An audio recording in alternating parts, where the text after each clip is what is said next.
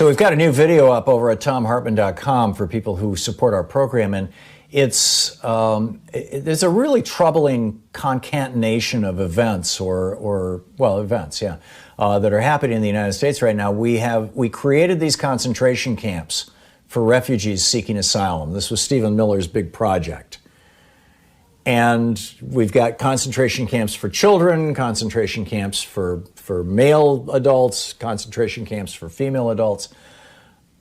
And now we've got this virus sweeping through the United States, and people are starting to die in these concentration camps, which has provoked ICE or whoever's running them to deport hundreds of the children back to the countries that they came from without their parents, which is mind-boggling, and in many cases carrying disease.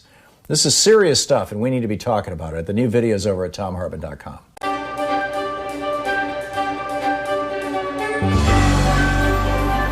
Our book today in the Thom Hartmann Book Club is Michael Lewis's new book, The Fifth Risk.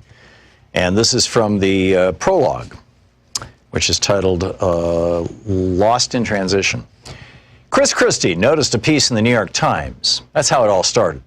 The New Jersey governor had dropped out of the presidential race in February 2016 and thrown what support he had behind Donald Trump. In late April, he saw the article. It described meetings between representatives of the remaining candidates still in the race: Trump, John Kasich, Ted Cruz, Hillary Clinton, and Bernie Sanders, and the Obama White House. Anybody who still had any kind of shot at becoming president of the United States apparently needed to start preparing to run the federal government. The guy Trump sent to the meeting was, in Christie's estimations, comically underqualified. Christie called up Trump's campaign manager, Corey Lewandowski, to ask why this critical job hadn't been handed to someone who actually knew something about government. Lewandowski said, "We don't have anyone." Christie volunteered himself for the job, head of the Donald Trump presidential transition team. "It's the next best thing to being president," he told friends. "You get to plan the presidency." He went to see Trump about it. Trump said he didn't want a presidential transition team. Why did anyone need to plan anything before he actually became president? "It's legally required," said Christie. Trump asked where the money was going to come from to pay for the transition team. Christie explained that Trump could either pay for it himself or take it out of campaign funds. Trump didn't want to pay for it himself, and he didn't want to take it out of campaign funds either, but he agreed grudgingly that Christie could go ahead and raise a separate fund to pay for his transition team. But not too much, he said. And so Christie set out to prepare for the unlikely event that Donald Trump would one day be elected president of the United States. Not everyone in Trump's campaign was happy to see him on the job. In June, Christie received a note from Trump advisor Paul Manafort. "The kid is paranoid about you," Manafort said. The kid was Jared Kushner, Trump's son-in-law. Back in 2005, when he was U.S. Attorney for the District of New Jersey, Christie had prosecuted and jailed Kushner's father, Charles, for tax fraud. Christie's investigation revealed in the bargain that Charles Kushner had hired a prostitute to seduce his own brother-in-law, whom he suspected of cooperating with Christie, had videotaped the sexual encounter and sent the tape to his sister. The Kushners apparently took their grudges seriously, and Christie sensed that Jared still harbored one against him. On the other hand, Trump, whom Christie considered almost a friend, couldn't have cared less. He'd invited Christie to his and Melania's wedding, and he pressed him to attend his daughter Ivanka and Jared Kushner's wedding. "That would be awkward," said Christie. "I'm paying for the wedding, and I don't give an S," said Donald. Christie viewed Jared as one of those people who thinks that because he's rich, he must also be smart. Still, he had a certain cunning about him. And Christie soon found himself reporting everything he did to prepare for a Trump administration to an executive committee. The committee consisted of Jared, Ivanka Trump, Donald Trump Jr., Eric Trump, Paul Manafort, Steve Mnuchin, and Jeff Sessions. "I'm kind of like the church elder who double counts the collection plate every Sunday for the pastor," said Sessions, who appeared uncomfortable with the entire situation. The elder's job became more complicated in July 2016 when Trump was formally named the Republican nominee. The transition team now moved into an office in downtown Washington, D.C. and went looking for people to occupy the top 500 jobs in the federal government. They needed to fill all of the cabinet positions, of course, but also a whole bunch of others that no one in the Trump campaign even knew existed. It's not obvious how you find the next Secretary of State, much less the next Secretary of Transportation. Never mind who should sit on the board of trustees of the Barry Goldwater Scholarship and Excellence in Education Foundation. By August, 130 people were showing up every day and hundreds more working part-time at Trump Transition headquarters at the corner of 17th Street and Pennsylvania Avenue. The transition team made lists of likely candidates for all 500 jobs, plus other lists of informed people to roll into the various federal agencies the day after the election to be briefed on whatever the federal agencies were doing. They gathered the names for these lists by traveling the country and talking to people, Republicans who had served in government, Trump's closest advisors, recent occupants of the jobs that needed filling. Then they set about investigating any candidates for glaring flaws and embarrassing secrets and conflicts of interest. At the end of each week, Christie handed over binders with lists of names of people who might do the job well to Jared and Donald and Eric and the others. They probed everything, says a senior Trump transition official. Who is this person? Where did this person come from? They only ever rejected one person, Paul Manafort's secretary. The first time Donald Trump paid attention to any of this was when he read about it in the newspaper. The story revealed that Trump's very own transition team, led by New Jersey Governor Chris Christie, had raised several $1 million to pay for its own staff. The moment he saw it, Trump called Steve Bannon, the chief executive of his campaign, from his office on the 26th floor of the Trump Tower and told him to come immediately to his residence many floors above. Bannon stepped off the elevator to find the governor of New Jersey seated on a sofa, being hollered at. Trump was apoplectic, actually yelling, "You're stealing my money! You're stealing my effing money! What the F is this?" Seeing Bannon, Trump turned on him and screamed, "Why are you letting him steal my effing money?" Bannon and Christie together set out to explain to Trump federal law. Months, and it continues from there. The book is The Fifth Risk by Michael Lewis.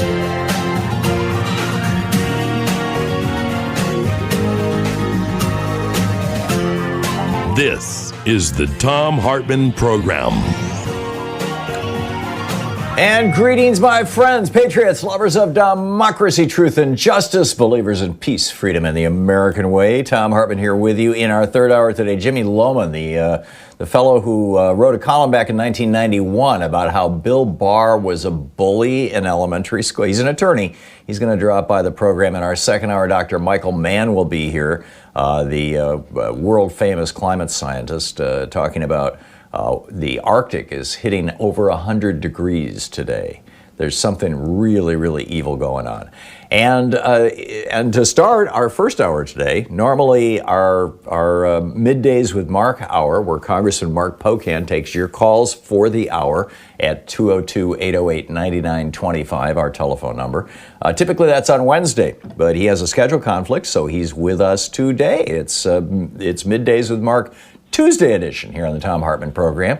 And Congressman Pocan, welcome back to the program. And I'm wondering what's on the top of your list. What are you paying attention to today?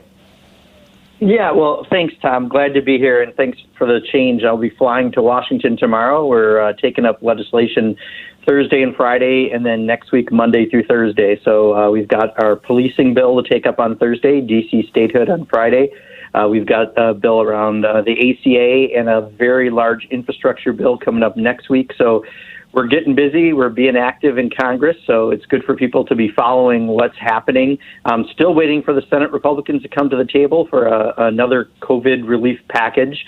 And time is really running out for many individuals and small businesses and frontline workers and local and state government on that. So we hope they'll get their acts together. But I think most closely, Tom, I'm watching, everything with about half the states having increased COVID cases and the president being, to be generous, an idiot with having rallies around the country and not encouraging people to wear masks. I'm really concerned about where we're at as a country. I guess the glimmer of hope was only 6,300 people, a third of the stadium got filled in Tulsa, Oklahoma. Even people who might tend to be more racist still don't want their families to get sick, I guess, and maybe that's a good thing. But it's pretty awful what the president's doing to feed his own ego. Yeah, it truly and truly is. Well, let's pick up some phone calls here. Once again, if you're just tuning in, Congressman Mark Pocan. Congressman Mark Pocan is with us for the hour. We're doing our middays with Mark. It's typically first hour Wednesday. Today, because tomorrow he's flying to D.C. to to help clean up the mess there, and we hope he stays safe. Our telephone number 202-808-9925. Congressman Pocan is the co-chair of the Congressional Progressive Caucus and represents the 2nd District of Wisconsin in the U.S. House of Representatives. Pocan.house.gov, and you can tweet him at Rep. Mark Pocan. Jeremy in Woodland, California, you are on the air with Congressman Pocan. Yes, thank you for taking my call. This morning, Barr said that he would respond to the subpoena from Jerry Nadler once the pandemic is over. How do you see that? Yeah, Jeremy, I mean, that's one of the worst excuses I've heard, but he is one of our worst attorney generals, so I guess it fits. But, while the president's claiming there is no pandemic and he's having rallies around the country, the attorney general is saying he can't come to Congress somehow because of a pandemic. I mean, that's ridiculous. So I think Jerry Nadler will intensify action because what the attorney general has done, unfortunately, throughout his time in the administration has been to be the president's personal defense attorney rather than the attorney general of the United States of America. And with his actions last Friday and so many other actions, he needs to come and explain to Congress. And if he's going to use that excuse, we're going to have to put the squeeze on him because certainly his boss doesn't consider that to be a valid reason not to show up. Does the squeeze include things like cutting his budget? That's exactly what Jerry proposed. In fact, you might remember, Tom, I proposed that a while back, too, that was something that we should do. And I'm glad to see Jerry Nadler mention that. So, we're at the appropriations season in July, and that might just be a perfect opportunity to be trying to put that squeeze on him. So it's just, again, how much lower can this administration go? Apparently, they've got a really big shovel. Yeah, there you go. James in Spokane, Washington. You're on the air with Congressman Pocan. Yeah, 2 questions, if you will. They're very brief. Number one, don't we need some kind of auxiliary justice department outside the executive branch? And number 2, isn't Jerome Powell in his private bank there, the Federal Reserve, isn't he bailing himself out? This is madness. Yeah, well, I think the Federal James Reserve is a little more independent. Just for reference, I wanted to mention that we did a show last week with Professor Richard Wolff about Jay Powell's background. And the guy is a banker and a hedge fund guy and a multimillionaire. And some of the organizations that he's associated with are making out like bandits here. Anyhow, back to you. Yeah, and it's not exactly a representative of democracy sampling of people who are involved, right? We know that, too. Yeah. I think, it's not like you need a separate Justice Department. You need one that's going to act appropriately and independently. And I can't think of another time where we had, at least in recent memory, where we've had someone so decide not that they represent the country, but they represent a person than Mr. Barr has. So it is kind of a unique time. But don't forget all the departments. Those are secretaries appointed by the president. So you'd be changing a whole lot more in order to do something like that. However, I just think we have to do is use the tools that we have. And I think, as Tom and I were just talking, go after their budgets. You can go after Bill Barr's salary, I believe, directly is something that we can do. And if that's the sort of things we have to do, I think we can't be afraid to do them because they still have months left to do even more destruction to this country, and we can't allow that. And I hope that Jerry Nadler, and I have faith that Jerry will be far more aggressive. John in High Bridge, New Jersey. You're on the air with Congressman Pocan. Good afternoon. How are you, gentlemen? I'm just going to tell you a little anecdote. I'll take the response. Oh, John, I'm sorry. I just dumped John. John, try calling right back. There is one line open right now. I'm sorry. That was entirely my fault, John. My apologies. Keith in Greenville, South Carolina. Keith, you're on the air with Congressman Pocan. Yes, Congressman. What are Congress's plans to get rid of civil asset forfeiture? It seems that'd be a wonderful way to defund the police. Yeah, I'll tell you, I think right now we've got a bill that we've been working on and we've been working with the groups on that's going to come up Thursday, and that's going to deal with everything from databases on police officers, trying to end racial profiling, stopping chokeholds, going after the no-knock warrants, getting rid of military equipment going to police departments, and a whole lot more. And I think, the Senate's also doing a bill We're going to see if we can get something done. One of my Republican House colleagues from my state of Wisconsin, home state of Wisconsin, made a comment to the press that he thinks 85% of what we have and the Senate has are similar, and he thinks we can get to yes. I hope he's right, because I do think we've got to do something.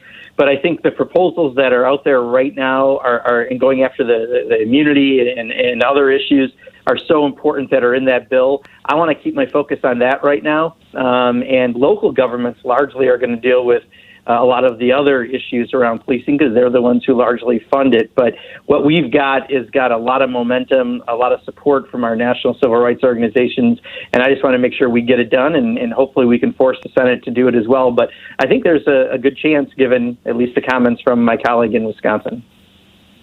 Do you think that they're actually experiencing the kind of pressure that's going to be necessary, from the states, from their states, to make this happen? The Republicans? You know what's interesting is the polling, Tom, is people are with the protesters right now. They understand there's a problem, and it's pretty strong polling that I've seen. So, yeah. Remarkable stuff. Congressman Mark Pocan is with us. It's the Tuesday. Yes, it's Tuesday. We are live. It's the Tuesday edition of Middays with Mark, which typically happens on Wednesdays. Tomorrow he's flying to D.C., so he won't be available. So here we are, taking your calls for Congressman Mark Pocan, the co-chair of the Congressional Progressive Caucus. This is the Thom Hartmann Program. And back in just a moment with more of your calls for Congressman Pocan at 202-808-9925. We'll be right back.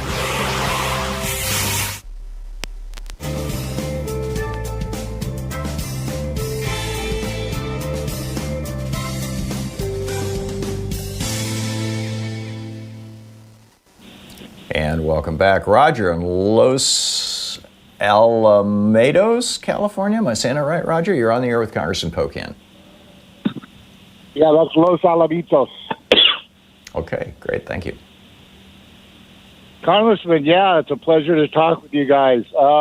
I'd like to know why there's not a stronger push to defund and reappropriate the military budget at the Pentagon. I've read articles where they've spent hundreds of millions of dollars with different accounting firms to try to audit the Pentagon, and they said it's impossible because all the numbers are lies. They just dummy in the numbers, and there's trillions of dollars that have just disappeared, unaccountable. They don't know where it went. So why can't we take some of this military budget and spend it on social programs? Yeah, Roger, great question. And Barbara Lee and I are working with Senator Sanders on a cut in defense spending for the NDAA that'll be coming up also in July. We've tried a bunch of amendments last time. They took in the Democratic House version of the NDAA. None of them made it through the Senate Republicans. This time we're taking a different approach, which is, look, we just spend too much on defense spending that should be spent in other areas. And so we're working with Senator Sanders on a 10% cut, as well as we're supporting some targeted cuts that will also likely be coming up. We're having a Progressive Caucus call on this in exactly 45 minutes, this subject. So you're right. We've had about a 20% increase in defense spending in the last 3 years at a time of peace. That's ridiculous. And those dollars could be used for things, especially like right now, COVID-19 is our greatest threat. So we should be keeping focus on things like that. So I agree with your point, and we're working towards that. Congressman, it's my understanding that many of these defense contractors literally build one single factory in every congressional district in the United States, in some cases fairly small operations. But what it does is it gives them a footprint in the home of every single member of Congress. So when time for lobbying comes, they've got some considerable leverage. And therefore, the Pentagon's always gotten what they wanted. I mean, all the way back to the Eisenhower administration. Thoughts on that? What can be done about that? Is that actually the case? Does it work? Yeah, I think it's loosely. I don't know if there's a strategic effort because I can't say which defense contractors in my district, to be perfectly honest. But I do think that because there are so many defense contractors and they are spread out so widely across the country that it makes it harder for members generally to go after defense spending because people want to protect their piece of it. And if everyone has a piece, then no one's going to try to go after defense spending. We're saying, for the last decade, we've been under the sequester, which tied defense and non-defense discretionary spending. So if you cut one, you cut the other. So if you wanted to cut if you cut defense, you cut education, right? And is that sort of a weird bargain that was made before I ever got to Congress? That ends next year. So we're trying to make the case now to get ready for next year that we actually have a real opportunity. And the caller was right. Roger was right. I mean, there really isn't an effective audit of the Pentagon. And there should be, when you have that kind of money, $740 billion spent annually, we need to have a better grasp on it. So Barbara and I are taking some leadership in the House and Senator Sanders in the Senate. God bless you. And Camilla Jai. Congressman Mark Pocan. Yeah, there you go. Congressman Mark Pocan taking your calls for the hour, the co-chair of the Congressional Progressive Caucus, representing Wisconsin in the U.S. House of Representatives. We'll be right back with more of your calls for Congressman Pocan in just a moment.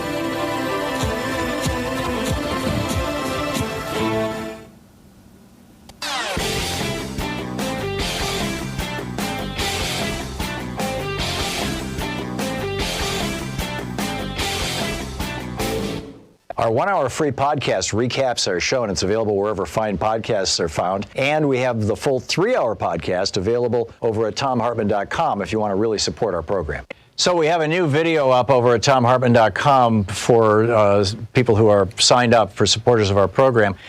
And it's about how Donald Trump, 16 days after Mr. Khashoggi was murdered by the Saudis in Turkey and his body dismembered and vanished, 16 days after that happened, without notifying Congress and with virtually no mention to anybody, Donald Trump authorized the transfer of top secret nuclear technology to the Saudis. This should be a serious issue. Tim Kaine, the senator from Virginia, is raising hell about it because Khashoggi lived in Virginia. But I think everybody in Congress should be raising hell about this. And when you back this up with this new report out from ProPublica that the Saudis were involved in 9/11, it gets real interesting.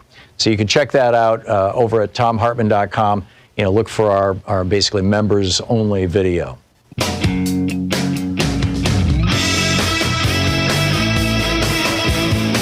The big cheese progressive in Washington, D.C., representing the great state of Wisconsin, but the co-chair of the Congressional Progressive Caucus, Mark Pocan, 1 day early. It's middays with Mark here on Tuesday, taking your calls for the hour. Congressman Mark Pocan with us. And Brian in Roselle, Illinois, you are on the air with Congressman Pocan. Good morning, gentlemen. Pleasure to speak with both of you. I'm a Democrat because I've been a member of organized labor and out of environmental concerns primarily. And, Trump is playing the immigration card just recently. And something I want to discuss about it was, I noticed, Tom, you and other progressives, you always jump down the rabbit hole of racism when anybody brings up immigration. And I think that's a fallacy. I think we need to discuss racism, a sensible immigration policy in terms of economics.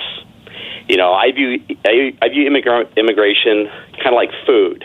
It's natural. Brian, what's your question for Congressman Pocan? Well, what's the Democrats' sensible immigration policy that makes sense? Thank you. Yeah, Brian. So when I first got elected to Congress in 2012, that 13-14 session, there was a bill that came out of the Senate with close to 70 votes, bipartisan, that had a pathway to citizenship for aspiring Americans, had some extra protections at the borders, nothing as stupid as a wall, that would be a great basis of a conversation. So it's possible. It's just not possible under Donald Trump because this is his one issue, his trigger issue he uses to make some of his base salivate and foam at the mouth and buy red caps that are made in China that say "Make America Great Again." Donald Trump uses this as a political tool. People just have to realize that, yes, we have to address that we've got somewhere between 11 and 13 million people here who are undocumented, but many of them have been here since they were 2 months, 2 weeks, 2 years old. Many of them are working and paying taxes and not taking away anyone's job. We just have to get smart about it. We were able to have that conversation pre-Donald Trump. Unfortunately, it got blocked by John Boehner and the Tea Party Republicans in the House at the time. So there already is some precedent.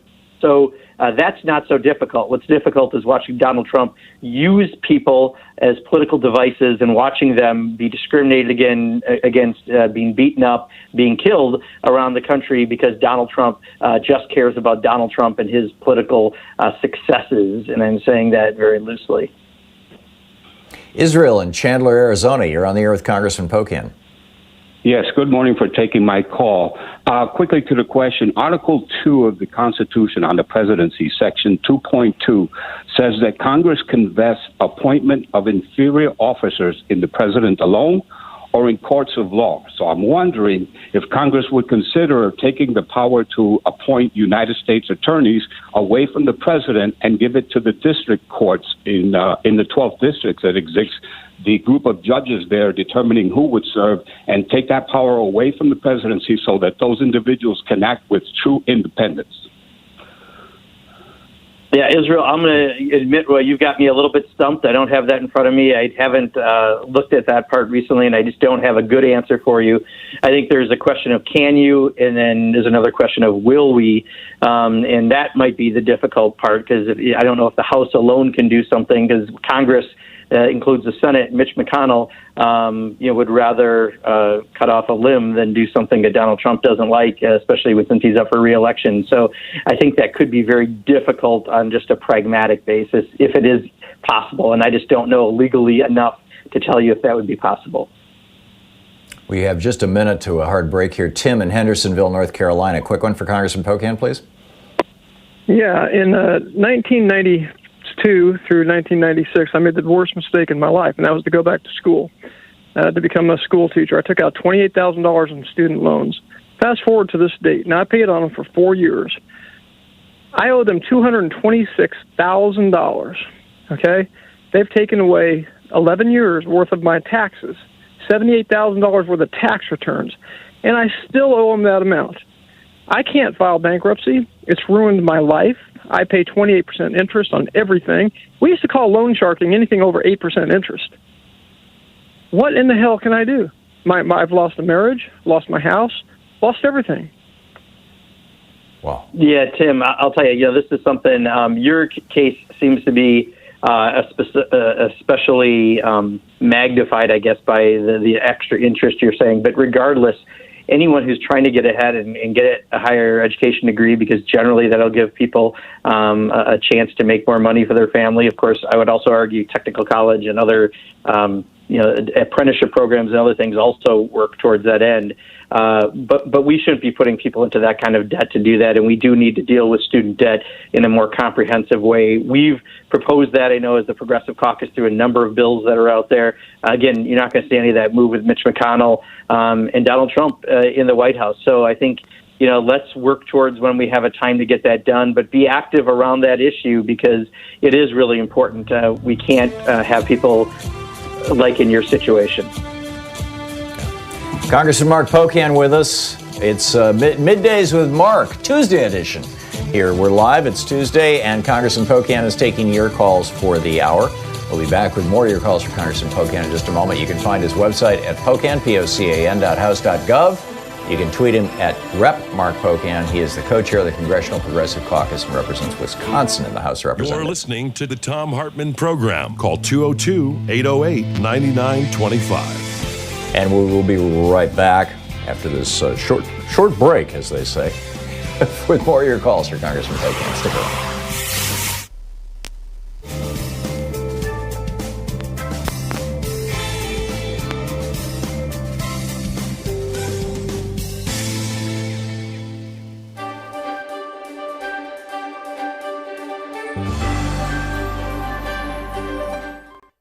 We're reading today from a book by David Sanger, the Pulitzer Prize-winning New York Times national security reporter. The title of the book is The Perfect Weapon: War, Sabotage, and Fear in the Cyber Age. We're reading from the preface.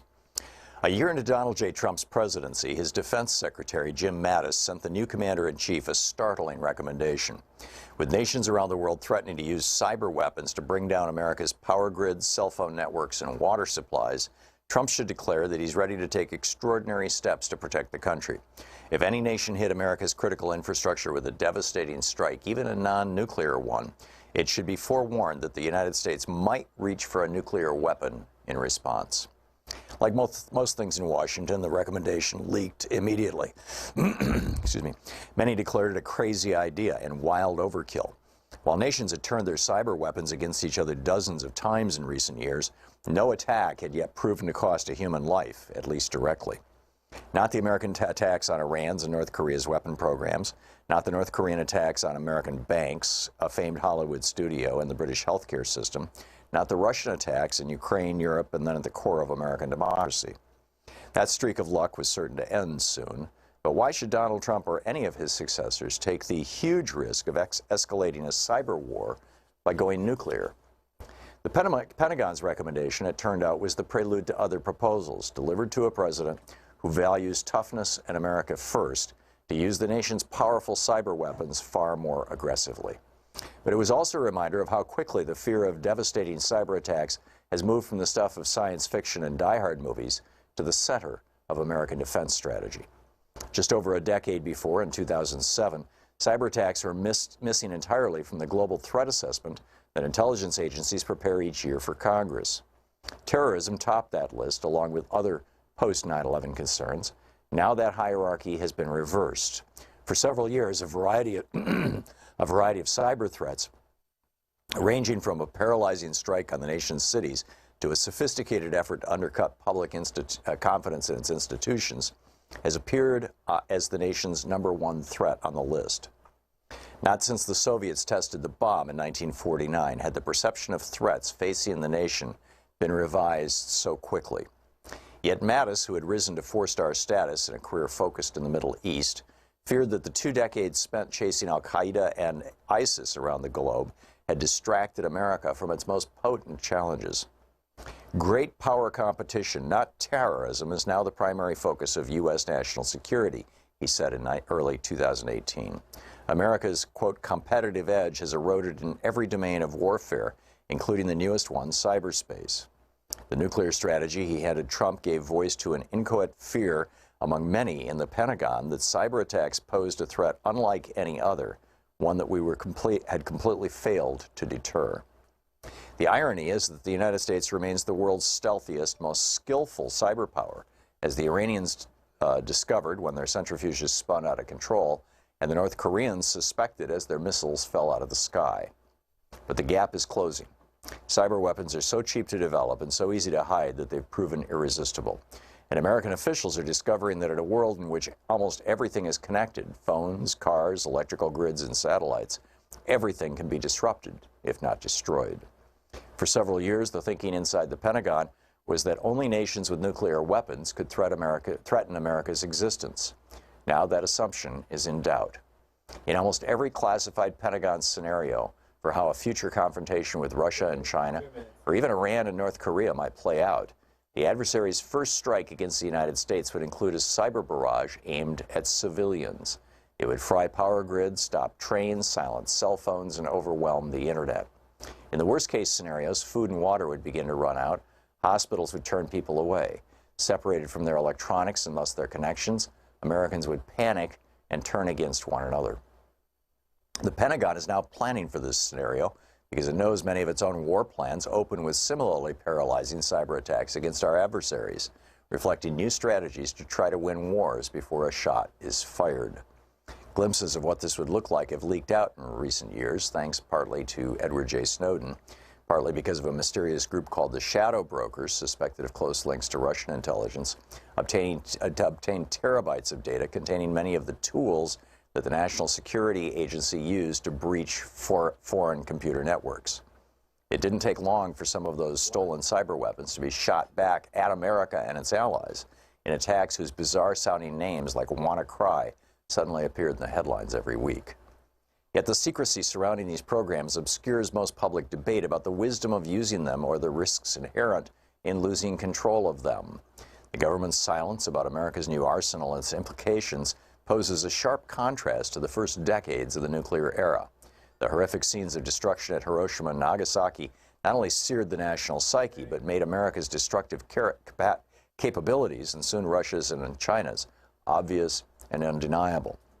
Yet even while the government kept the details classified, how to build atomic weapons, where they are stored, and who has the authority to order their launch, America engaged in a decades-long political debate about when to threaten to use the bomb and whether to ban it. The book, The Perfect Weapon by David E. Sanger.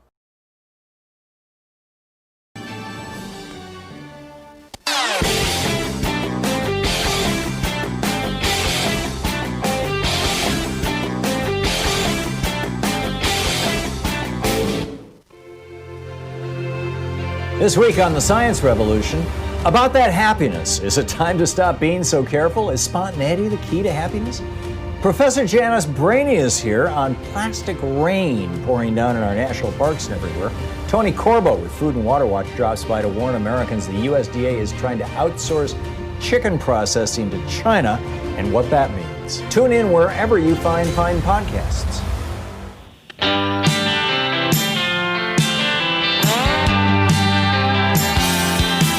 Welcome back. Down here with you. Congressman Mark Pocan is taking your calls for the hour today instead of tomorrow because he's traveling to D.C. tomorrow. So it's Middays with Mark, Tuesday edition on the Thom Hartmann Program.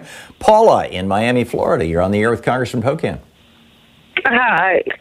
I think we should be very concerned about climate change. I think we're going to kill off the human race. Thank you, Paula. Your thoughts on climate change, Congressman Pocan? Yeah, Paula, I mean, you're right. In fact, if anything, hopefully what we've learned through this fight on COVID-19 is that we can be bigger and step up and take on really big problems. And there's no question climate change falls in that category. The House Special Select Committee on Climate Change, I think, is announcing its a report on June 30th. I could be off a little bit, but I think it's by the end of the month, Tom. And I think that's going to be important because that's going to signal a lot of legislation that we can move forward with. Also, in the infrastructure bills that we're taking up next week, there's a lot that's tied to green jobs and green components within infrastructure. So I think you're going to see a lot of that starting to happen through the House of Representatives. But having this report, I think, will be important. But there's no question, Paula, it's an issue we absolutely have to handle. And if we don't, we're going to have some real disasters on our hands. Phil in Lake Oswego, you're on the air with Congressman Pocan. Hello, Congressman. This is Phil Looney. Go Spartans. But what I want to ask you is this $500 slush fund that Mnuchin and Trump are in charge of now, what's to keep Trump from becoming the richest man in the world and just padding his, he's a master con man and just taking that money or hiding it somewhere? Yeah, I think there's a lot that we can make sure. I don't have a worry about that, Phil, because we do have accountability. We do have an oversight panel on it. People may disagree that much money in that 500 billion is going to some of the bigger businesses that hire the most people and how they're using it. You know, we try to have some spec regulation on that to make sure that they don't just do it to bonuses and buybacks, because many companies would do that. But I don't think I don't have a direct fear that's going to go just to Donald Trump, and there's going to be some way he hides that. I'll tell you, Tom, I am kind of amazed. We gave an awful lot of money to the airline industry to bail them out, and now on my flight tomorrow, I found out American will only leave 15% of the seats empty. So I'm going to be going on a pretty much full flight where there's no way you're social distancing when there's 15% of the seats available. So I do think we certainly made some mistakes in not thinking of things like that, because we should know that many corporations will try to make a profit no matter what, regardless of what the societal issue around what they're doing is. But I don't have the question, Phil, that I don't think he's going to be able to take all that money and keep it for himself. I think we've got enough checks and balances in place. Wow, I hope you are safe, Congressman. I really hope you are safe. Yeah, it is troubling that there's no way you can justify that. You know how tight it is on the plane. And, just looking at it, I'm actually trying to decide right now instead if I drive to Chicago, where the flights are about 50% full. But, this is the reality right now. And, with all the bailout money we gave them, you would think that they would have maybe just a few more flights, a little less full, to at least protect individuals who have to fly for their jobs right now. And unfortunately, if you don't put it in legislation, they're not going to necessarily do it voluntarily. Yeah, yeah. Ken in Lafayette, Colorado, you're on the air with Congressman Pocan. Oh, good morning. Thanks for taking my call. Congressman, a question regarding the police reform, law enforcement reform. I posed this topic to Tom a couple of weeks back, but in the process, I would really encourage you to focus on groups such as the Constitutional Sheriffs and Peace Officers Association. They have been put on the Southern Poverty Center's hate watch list as an anti-government group. And these sheriffs are supposed to protect people. And I think there's been several instances, and I think Albuquerque may have been the most recent, when the sheriffs basically are warned of something and they turn their back because they don't feel the need, or they feel that they're, this group think that they're the final say in law enforcement, and that's just not right, and it's not safe. So I really ask you to put this particular group under investigation, and the individuals that are amongst this group, because they do pose a threat to the general public. Thank you, and that's my question. That's my statement. Thank you. Sure, Ken. Thank you for flagging that. I do think, and again, I would have to look to say this definitively, but I have a very good feeling that is probably a fringe group of sheriffs. It's not the main sheriff's association, because my sheriff in Dade County, Dave Mahoney, who is a progressive sheriff who believes in many of the reforms that we're advocating for, and has been an outspoken advocate. He was one of the first law enforcement officers I saw nationally speak out against what happened in Minneapolis, and he's the incoming president of the Sheriff's Association. So we actually have someone who's going to be a smart, I think, law enforcement professional in charge of the sheriffs, but I think the group you're mentioning might be a separate organization. So, but thank you for that flag. I'm going to check into that. It is? Okay. Yeah, because, Dave Mahoney is someone who I've known for a long time, and I'll tell you, he didn't let ICE into the jails. He's done a lot of things that are very smart and good for community policing, and I'm glad that he's going to be at the head of one of those associations, because that makes me heartened that we'll have someone who actually wants reform in a really key spot in law enforcement nationally. Mark in Atwood, Kansas, you're on the air with Congressman Pocan. Yes, Congressman Pocan. I'm a small business owner in, obviously, rural Kansas. We did not get any of the initial round of stimulus. I felt that went to larger corporations who maybe didn't need it as desperately as a company like mine with 18 employees. Not only that, my employees have actually come to me as a business owner to essentially give them a stimulus out of my own pocket, which I have, to keep them going. What is the possibility of another, not only stimulus for businesses like mine, but also for people like my employees? Yeah, so first of all, Mark, can I ask you a quick question? Did you get PPP at all? No. You did? Okay, so you did get some of the stimulus. Yeah. So that, I agree, was something I think that was very helpful, and we hear it from many small businesses. I'm a small business owner of 32 years, and, I, like many small businesses, we're hit right now with a 30 to 50% reduction from where we should be. It's tough, and we wanted to make sure our employees are protected. There's some programs nationally, 27 states and D.C. have work share, which can help people, along with they get the extra money, the $600 surge in unemployment, but still get paid for a certain amount of hours and get some unemployment for the balance of those hours at a full-time equivalency and get the surge, and that's a good plan. But I absolutely hope we do something else, because it's not like it's an on and off switch. It's a knob. We're turning as business demand goes up. You're able to make sure your employees are working, and we want to make sure everyone's doing well. I thought the best idea was what Pramila Jayapal introduced around a paycheck guarantee, the idea that no matter what, you'd have money to help pay for the employees to work, so that you didn't have nearly as many people on unemployment or food assistance, because the best program would be a job. But that one didn't make it through. In the House Heroes bill, we had something using the employee retention tax credit that I think you and other businesses will be able to benefit from. But I agree with you wholeheartedly The best way to come out of this is to make sure that people are employed, and that may mean continuing to help small business, and that will save us on unemployment and food assistance and other things that really aren't nearly as strong as being able to work. Dee in Chicago, you got a real quick question for Congressman Pocan? We're just a minute out from the break. Yes, gentlemen. Good morning. Thank you for good work. Congressman, my job closed down. I paid taxes since a child. They did not complete the unemployment requirements. What happens with the 2,000 that Senator Sanders has proposed? Is anything happening for just individuals not connected to jobs? Yeah, we haven't seen the Republicans open to, other than that one-time check they did, doing any kind of continued payments. We have still, many of us have proposed that. There's bills introduced to do that. But I'm guessing that Mitch McConnell, the fact that they're not coming to the table now, they don't see that urgency. But we're continuing to try to push it. I do think the most important thing you can do is you help the people who are impacted right now, who are out of work or businesses without demand. And then we have to help create some kind of extra stimulus to help fix the situation overall, which is part of why we're doing an infrastructure bill next week that should also help stimulate job growth.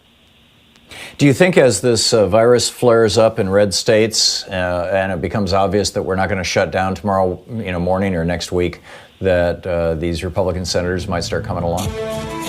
I'll tell you what, they've drinking so much of Donald Trump's Kool-Aid. Unless Donald Trump tells them to dance, I don't think they're moving their feet. Wow, that's amazing. What an indictment. Yeah. Congressman Mark Pocan is with us for the hour, taking your calls. It's Middays with Mark, Tuesday edition here on the Thom Hartmann Program. We'll be back with more of your calls for Congressman Pocan in just a moment. He is the co-chair of the Congressional Progressive Caucus, the Big Cheese Progressive in Washington, D.C. Stick around. I'll be right back. You're listening to Thom Hartmann. Visit thomhartmann.com for audio and video archives. Pocan.house.gov is the website, is Congressman Pocan's website. You can tweet him at Rep. Mark Pocan.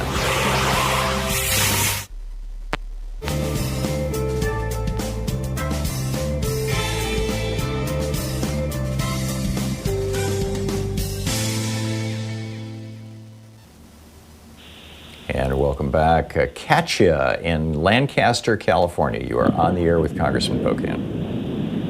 Hi, Congressman. I was wondering, I'm constantly arguing with my roommate about voter fraud and voting by mail. Now, I believe in voting by mail. I don't think there's any fraud in it. He looked up on the DNC and said that there were 19 cases of voter fraud in Oregon. I know that can't be true. Can you please tell me if that's true or not?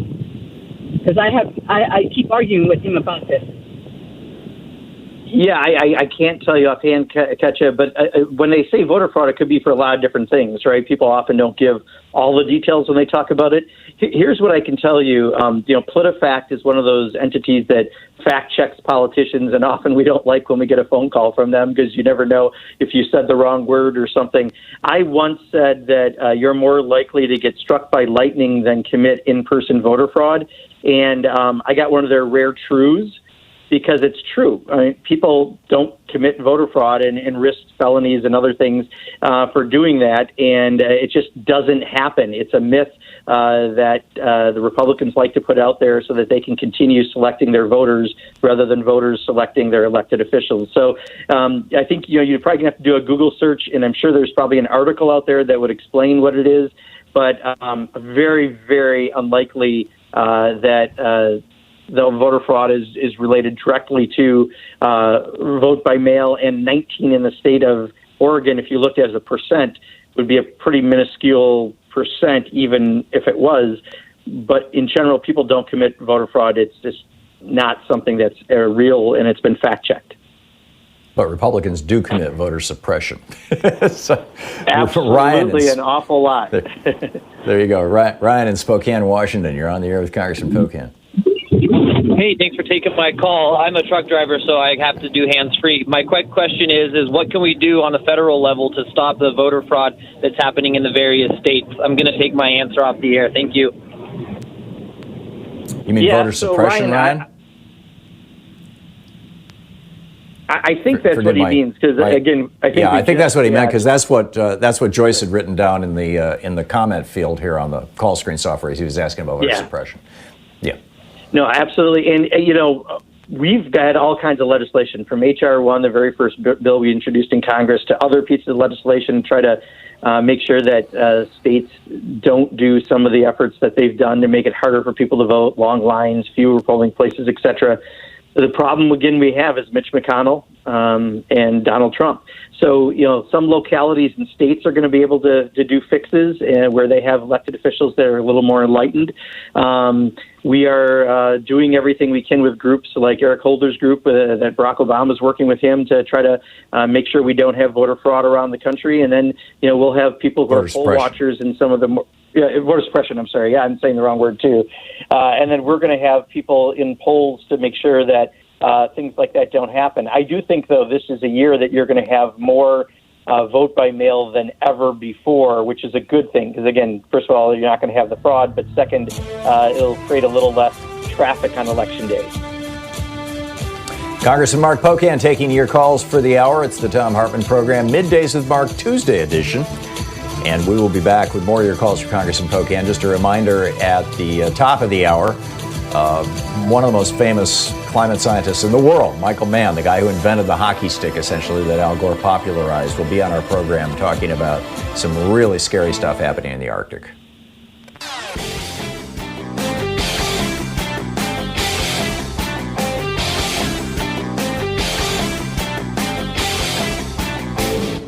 Hey, we're putting together a series of American history books. It started with a hidden history of guns and the Second Amendment.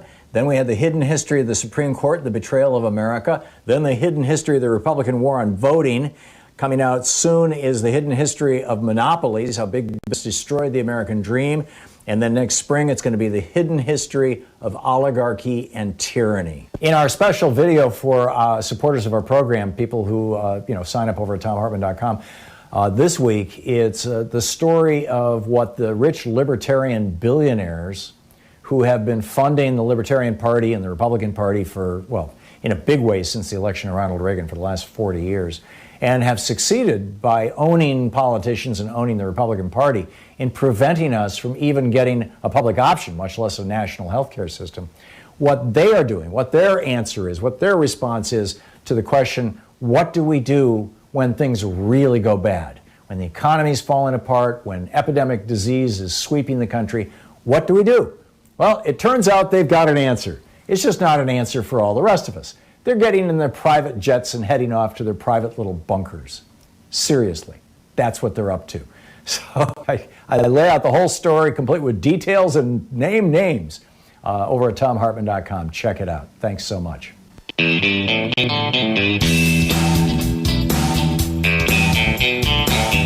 Welcome back, Congressman Mark Pocan, taking your calls. And Dave in Blue Hill, Maryland, you're on the air with Congressman Pocan. Actually, it's Blue Hill, Maine, but hey, Maryland's a pretty state. Oh, Maine, well. I'm sorry. You're right. That's all right. Hey, I'm just calling it a different subject of everyone else, but this is kind of more of a personal thing of people in mind. I have ALS, Lou Gehrig's disease. It's a real treat. I'm being very sarcastic there. H.R. 7269, I believe it is. It's kind of to amend the FDA's rules and regulations. There's a phase 3 drug that exists called Neurome. It's been tried, people, doing it, been in wheelchairs. They've been able to walk, but it's kind of like with anything through the FDA, everything's on the same thing, whether it's something that's going to save my life or whether it's acne medicine. At this point in time, if there's not a quick pathway of drugs like that, I'm going to be dead before anything happens like that. So I don't know if you heard about this bill, 7269, and your opinion on it. Thanks. Yeah, Dave, thanks for sharing your story. There's over 8,000 bills, so most bills I don't know when people just mention. I'll be glad to take a look at it. But I do appreciate you connecting it directly to what you're going through. That's always the best way when you talk to an elected official because, when you meet with folks, share your story, and it makes it more than just facts and figures. It actually makes it a real person. So thank you for doing that. Sean in Charleston, South Carolina, you're on the air with Congressman Pocan. Hello, sir. So thank you for doing your due diligence there, talking to your constituency. I wanted to talk about if there could be any pushback in the form of a bill to the recent revelation that he had asked to slow testing at his rally, I think a couple days ago. Yeah, he essentially Is there confessed to that anything this that you could morning possibly when he was do with talking that, like to the the reporters. CDC, give them more authority to just, I guess in a way, make them more independent, disconnect them from the executive branch, so they're not just at the sway of. Got it. Got it, Sean. Thank you. Yeah, so Sean, first, the White House is claiming that was a joke. Someone needs to explain what a joke is to Donald Trump. Usually when 120,000 people die from something, it's not something you make light of. Secondly, Dr. Fauci this morning said he was never directed, he was never heard that that's been a direction. I think most of this has been gross incompetence from day one with Donald Trump. They couldn't get the right test to go in the beginning. They didn't use the World Health Organization test. Then to this day, we're still having a problem getting reagents to run tests, and we're actually passing around a letter to members of Congress today because of what the president said. We still have this huge problem in getting reagents, and that's something you need to actually run the COVID test. We want him to do the Defense Production Act to step up. I just think it's been gross incompetence on many levels from this White House, and then his ridiculous statements and tweet this morning that the more people you test, the more cases you have. It's only because we're testing so many is as dumb as saying, if I quit standing on the scale, I can eat as much as I want to and I'll never gain weight, right? It's idiotic, but I've learned that that's how the president talks and thinks. So we're trying to push him at least on the reagent side, but I do trust people like Dr. Fauci, and if they're saying that's never happened, I think it would be hard to. However, I've watched enormous amounts of incompetence that have delayed testing in this country, and I think that's what we're really experiencing. Rocco in Mount Pleasant, Wisconsin. We have a minute and a half, by the way, to the end of the hour. Rocco, you're on the air with Congressman Pocan.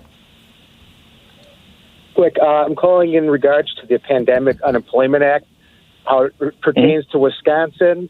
My wife is self-employed, and she's already back at work and never, ever received anything from unemployment. They gave her a month back in April. When that month was up, they gave her a different phone number to call, and all you basically get is a recording saying they don't know when they're going to get to your paperwork, and that basically hangs up on you. Is there any route that can be taken to speed this up, or is Wisconsin just that far behind? Yeah, Rocco, so we've been actually one of the best states in turning around unemployment. It was created in Wisconsin, remember, back in the Fighting Bob LaFollette era. But on the area of the pandemic unemployment, or PUA, as some people refer to, we have been behind, and I have had a number of conversations with the governor directly and people in the administration, and they now have a serious plan to ramp up and getting through those applications. So for many people, it's not that they're not getting it. It's just that they haven't had a chance to get to them. Unfortunately, because of our gerrymandering, Republicans, we're still operating off of software from the mid-'80s when we're dealing with unemployment. And to take everything down to put on new software would cause even a further delay. So they are on top of it. I'm very confident of it. So I think things will be better. But I have heard from many constituents, and we have pursued this, Rocco. So hopefully we'll have better answers very soon. But they are doubling and doubling them right now every single week, how many cases they're getting through. Congressman Pocan, thanks so much for being with us today, and please travel safely tomorrow. Yeah, thank you so much. We'll see you all next week. Okay, have a great day. Thank you very much, and thanks for being with us as always. Congressman Mark Pocan. Pocan.house.gov is his website. You can check it out. His Twitter handle is Rep Mark Pocan. We'll be right back.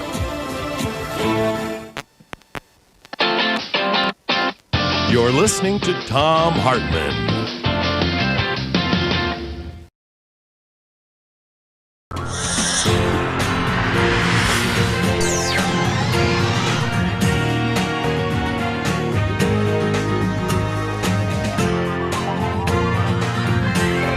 We say fight back!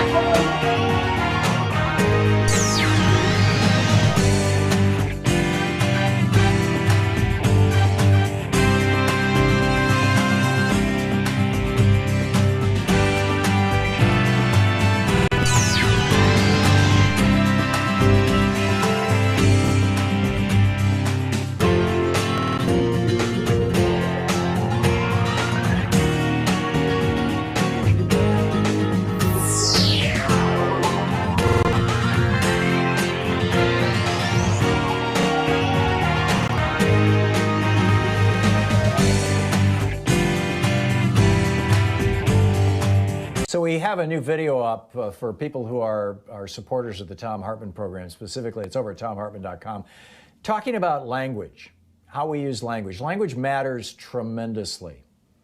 And we have chosen as a society, as a culture, as media, as political leadership, et cetera, not to refer to people like Steve Mnuchin, who threw thousands of people out of their homes illegally during the banking crisis, as looters, not to refer to Rex Tillerson, whose oil company has ravaged much of the third world, literally destroying people's lives, killing people, poisoning people. We don't refer to them as looters. We don't refer to the police who go into neighborhoods and kill people, minorities, particularly African Americans. We don't refer to them as looters, stealing their lives. But when black people rise up and say, no, enough, we call them looters. There's something wrong with this. Check it out. It's at thomhartmann.com.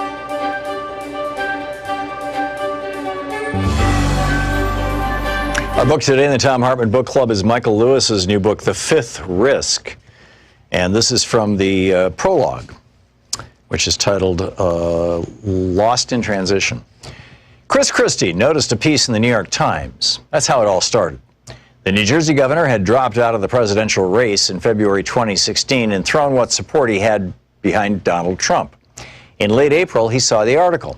It described meetings between representatives of the remaining candidates still in the race: Trump, John Kasich, Ted Cruz, Hillary Clinton, and Bernie Sanders, and the Obama White House. Anybody who still had any kind of shot at becoming president of the United States apparently needed to start preparing to run the federal government. The guy Trump sent to the meeting was, in Christie's estimations, comically underqualified. Christie called up Trump's campaign manager, Corey Lewandowski, to ask why this critical job hadn't been handed to someone who actually knew something about government. Lewandowski said, "We don't have anyone." Christie volunteered himself for the job, head of the Donald Trump presidential transition team. "It's the next best thing to being president," he told friends. "You get to plan the presidency." He went to see Trump about it. Trump said he didn't want a presidential transition team. Why did anyone need to plan anything before he actually became president? "It's legally required," said Christie.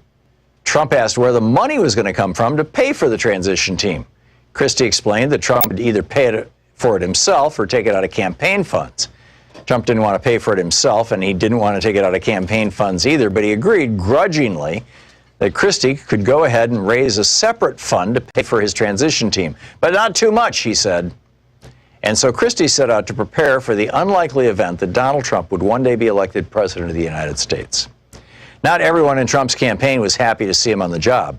In June, Christie received a note from Trump advisor Paul Manafort. "The kid is paranoid about you," Manafort said. The kid was Jared Kushner, Trump's son-in-law. Back in 2005, when he was U.S. Attorney for the District of New Jersey, Christie had prosecuted and jailed Kushner's father, Charles, for tax fraud. Christie's investigation revealed in the bargain that Charles Kushner had hired a prostitute to seduce his own brother-in-law, whom he suspected of cooperating with Christie, had videotaped the sexual encounter and sent the tape to his sister. The Kushners apparently took their grudges seriously, and Christie sensed that Jared still harbored one against him. On the other hand, Trump, whom Christie considered almost a friend, couldn't have cared less. He'd invited Christie to his and Melania's wedding, and he pressed him to attend his daughter Ivanka and Jared Kushner's wedding. "That would be awkward," said Christie. "I'm paying for the wedding, and I don't give an S," said Donald. Christie viewed Jared as one of those people who thinks that because he's rich, he must also be smart. Still, he had a certain cunning about him. And Christie soon found himself reporting everything he did to prepare for a Trump administration to an executive committee. The committee consisted of Jared, Ivanka Trump, Donald Trump Jr., Eric Trump, Paul Manafort, Steve Mnuchin, and Jeff Sessions. "I'm kind of like the church elder who double counts the collection plate every Sunday for the pastor," said Sessions, who appeared uncomfortable with the entire situation. The elder's job became more complicated in July 2016 when Trump was formally named the Republican nominee. The transition team now moved into an office in downtown Washington, D.C. and went looking for people to occupy the top 500 jobs in the federal government. They needed to fill all of the cabinet positions, of course, but also a whole bunch of others that no one in the Trump campaign even knew existed. It's not obvious how you find the next Secretary of State, much less the next Secretary of Transportation. Never mind who should sit on the board of trustees of the Barry Goldwater Scholarship and Excellence in Education Foundation. By August, 130 people were showing up every day and hundreds more working part-time at Trump Transition headquarters at the corner of 17th Street and Pennsylvania Avenue. The transition team made lists of likely candidates for all 500 jobs, plus other lists of informed people to roll into the various federal agencies the day after the election to be briefed on whatever the federal agencies were doing. They gathered the names for these lists by traveling the country and talking to people, Republicans who had served in government, Trump's closest advisors, recent occupants of the jobs that needed filling. Then they set about investigating any candidates for glaring flaws and embarrassing secrets and conflicts of interest. At the end of each week, Christie handed over binders with lists of names of people who might do the job well to Jared and Donald and Eric and the others. They probed everything, says a senior Trump transition official. Who is this person? Where did this person come from? They only ever rejected one person, Paul Manafort's secretary. The first time Donald Trump paid attention to any of this was when he read about it in the newspaper. The story revealed that Trump's very own transition team, led by New Jersey Governor Chris Christie, had raised several $1 million to pay for its own staff. The moment he saw it, Trump called Steve Bannon, the chief executive of his campaign, from his office on the 26th floor of the Trump Tower and told him to come immediately to his residence many floors above. Bannon stepped off the elevator to find the governor of New Jersey seated on a sofa, being hollered at. Trump was apoplectic, actually yelling, "You're stealing my money! You're stealing my effing money! What the F is this?" Seeing Bannon, Trump turned on him and screamed, "Why are you letting him steal my effing money?" Bannon and Christie together set out to explain to Trump federal law. Months, and it continues from there. The book is The Fifth Risk by Michael Lewis. Country in such disarray that no accounting of the departures is known to have taken place. Last Boat Out of Shanghai by Helen Zia.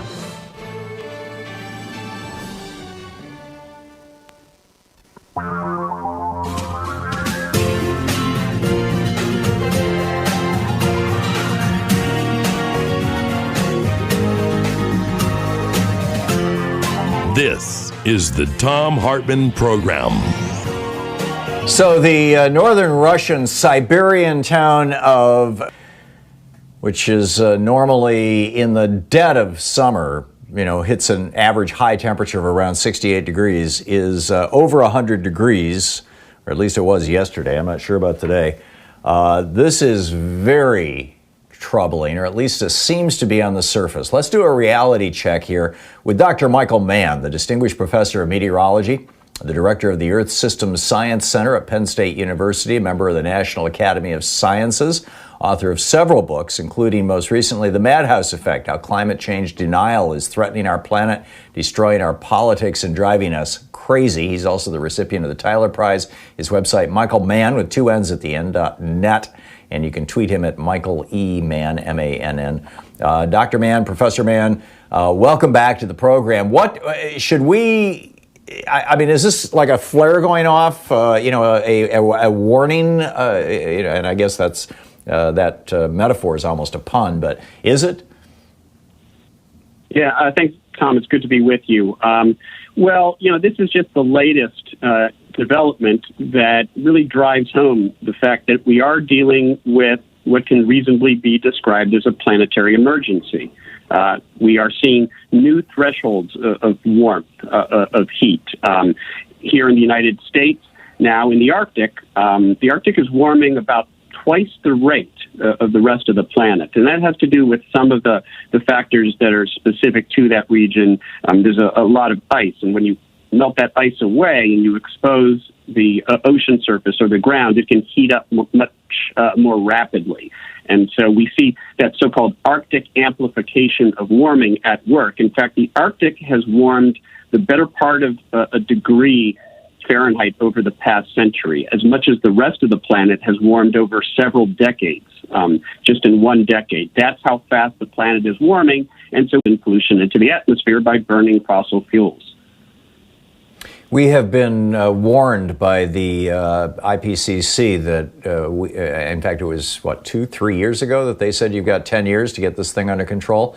Does this revelation of this rapid warming in the Arctic, does this mean that their timeline was too conservative, that the crisis is even closer to us than we thought, or does this validate their assertion? And how is the world responding to this? Yeah.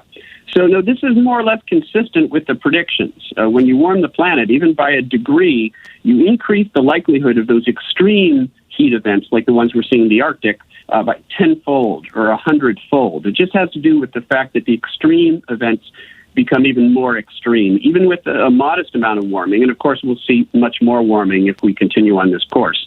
So enough for concern.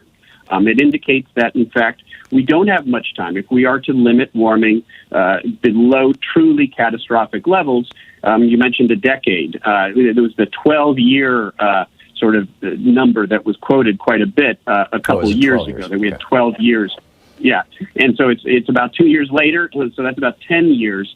And what that number really means is that we have about a decade to bring down those carbon emissions dramatically by a factor of 2, even within the next decade, if we're to avert warming the planet by more than about 2 degrees, the better part of 4 degrees Fahrenheit, where we really start to see the worst impacts play out. So we don't have much time. The COVID-19 crisis, ironically, the shutdown and the decrease in air travel and transportation, that led only to a modest decrease in carbon emissions. It looks like maybe only about 4%, or no more than 7% this year, even with that massive shutdown, that massive lockdown. And, that isn't even enough. If we're to bring those carbon emissions down by a factor of 2 in the next decade, we've got to bring them down by more than 10% every year. And so that shows that this is still an uphill battle. Simply changing individual behavior, traveling less, those sorts of changes in behavior and individual actions aren't enough. We need what we ultimately need are systemic changes, structural changes in our economy, policies that incentivize a massive and rapid shift away from fossil fuel burning. For example, what might those policies look like? Where would you suggest policymakers start? Yeah. Well, the Green New Deal. I actually think it doesn't quite go far enough. The Green New Deal contains incentives for renewable energy, which is a critical part of the solution. I also think we actually need to put a price on carbon. Polluters need to pay when they dump their pollution into the atmosphere. Right now, they do that at no cost. As my good friend Bill Kibben has said, we've given the fossil fuel industry the greatest subsidy of all time. They can dump their waste into our atmosphere at no cost, and that has to change. And so, there is reason to believe that if we see, this massive blue wave that is shaping up right now, and we see new leadership in Washington, D.C., we can hit the ground running. We're making some progress already, even under Trump. There's enough happening at the state level and what companies are doing, what individuals are doing, that we're making some progress. What we need to do is accelerate that progress. And, if we get a Democratic Congress and a Democratic president, maybe even working together with some moderate conservatives who are, offended by what their party has become, I think there's a real opportunity for dramatic action here within the next year. One of the things that we're seeing in governments around the world is this shift to the authoritarian right. We're seeing it right here at home with Donald Trump in the White House. And hopefully it'll be a temporary one, but more permanent ones have happened in Turkey, in the Philippines, in India now with Mr. Modi, in Hungary with Orban, in Poland with Duda, in Jair Bolsonaro in Brazil. And one of the through lines for all of these seems to be climate change denial. Now, you wrote a book about, the Madhouse Effect, about climate change denial and its relationship to politics and to billionaires and all this kind of stuff. I look at this scenario and I'm just like flummoxed. Why do the world's billionaires want to fund right-wing governments to deny climate science? Yeah, I mean, it's a sad commentary on our state of affairs, Tom, and you speak to a much larger problem, climate change denial and the lack of action on climate is really a symptom of a much larger problem that we have right now with authoritarian regimes taking hold around the world. And one commonality here is fossil fuels. Most of these countries we're talking about are essentially petrostates. Their governmental policies are dictated by powerful fossil fuel interests who have their own short-term financial interest, favor their own short-term financial interest over the greater good of the people that these governments are supposed to represent. So it's a disturbing trend. I like to think that when we have a chance to reverse that trend here in November in the United States, and perhaps that will mark sort of the so-called lancing of the boil, where we finally see the breaking of this bubble and maybe a return. Yeah, and a return to sanity, hopefully? Is that where you were going with that? Let's hope. Let's do what we can to make sure that happens. Yeah, there you go. Dr. Michael Mann, michaelmann.net is the website. The Madhouse Effect, his most recent book. Dr. Mann, thanks so much for dropping by. Great talking with you. Thank you, Tom. Always a pleasure, my friend. This is the Thom Hartmann Program.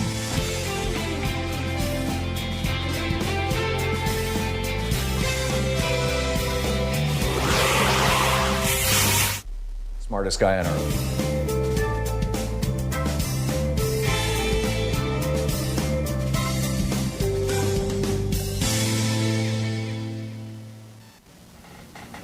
And welcome back. David in Spotswood, New Jersey. Hey, David, what's on your mind today? Hey, how you doing? First of all, I'd like to say that, myself and many other people, not deliberately, but part of the system, we're part of the climate change problem because I work from 8 in the morning to midnight every day. And by doing so, I'm using up a lot of carbon. So I'm not even having fun ruining the environment. The reason for my call is I was calling about the employee retention credit. It's where you get $5,000 per employee per $10,000. I'm actually taking advantage of that with 5 employees, but that's all I'm going to pay. I'm going to do $10,000 per employee, get the money back, and then let them go. I have no idea who thought this up. That would help the economy long term.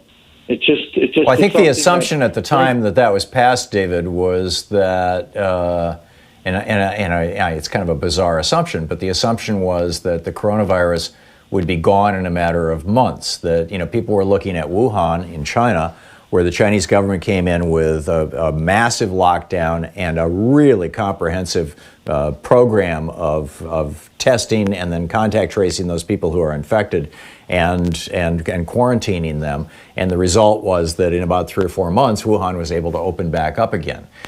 So they just assumed that the same thing would happen in the United States, but what they didn't figure is that we've got this boy king idiot in the White House who never did the testing and contact tracing. That's all true, but the problem is it's a low number. If it was a higher number, people like me would keep people around longer, and I wish I could. But the other gentleman that called in earlier, that has a high student loan debt, so do I. So I'm taking advantage of this act to pay down my student loans. Right. Yeah. So what's your question, David? Well, my question is there's a lot wrong with the CARES Act that's not that's not helping. And the employee retention credit is one example. Yeah, I don't disagree at all. And like I said, I think that, in part, that was because a lot of the assumptions that were conventional wisdom at the time that it was written were false assumptions, and they didn't account for how brutally incompetent the Trump administration would be. And, so here we are. David, thanks. Thanks for the heads up. Say what? The Democrats voted for it, too. I mean, only one person voted against it. Yeah, it's, the corporate bailout half of it was mostly Republicans, and the individual bailout half of it was mostly Democrats. And I think both of them were operating on assumptions that, frankly, were unsustainable. Are you going to be laying your people back off again, David? Or are you just passing the money through to them? Yeah, ideally, I'd like to have just one person. Mm-hmm. Working with your but company. The credit, I wouldn't get the retention. I would only get $5,000. I'm getting $50,000. Now, is that via the state or the federal government? Federal government. You file a form with the IRS, and it'll pay off in July. Yeah. Interesting. David, thanks for the call. I'm personally not familiar with that program, and probably should be as a business owner. We'll be right back. Stick around. It's coming up at 20 minutes past the hour.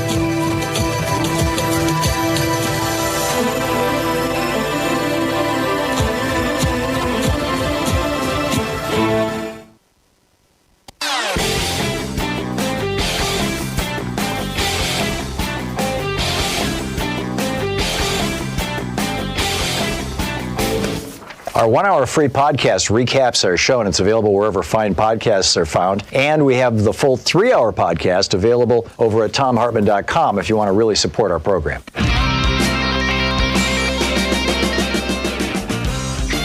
Welcome back. Thom Hartmann here with you. I wanted to talk briefly about Audrey Strauss. When Jeffrey Berman was fired by Bill Barr, Jeffrey Berman was the lead prosecutor for the Southern District of New York, the federal prosecutor.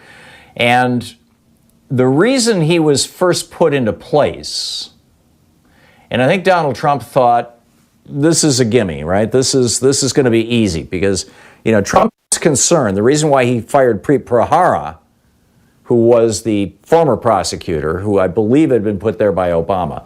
But the reason he fired Preet Bharara was because Preet had the power to investigate the Trump companies, right? If you're the federal prosecutor in Alabama, you can look into companies in Alabama. Well, if you're the federal prosecutor for Manhattan, you can look into companies headquartered in Manhattan, and that is like, hey, the Trump organization.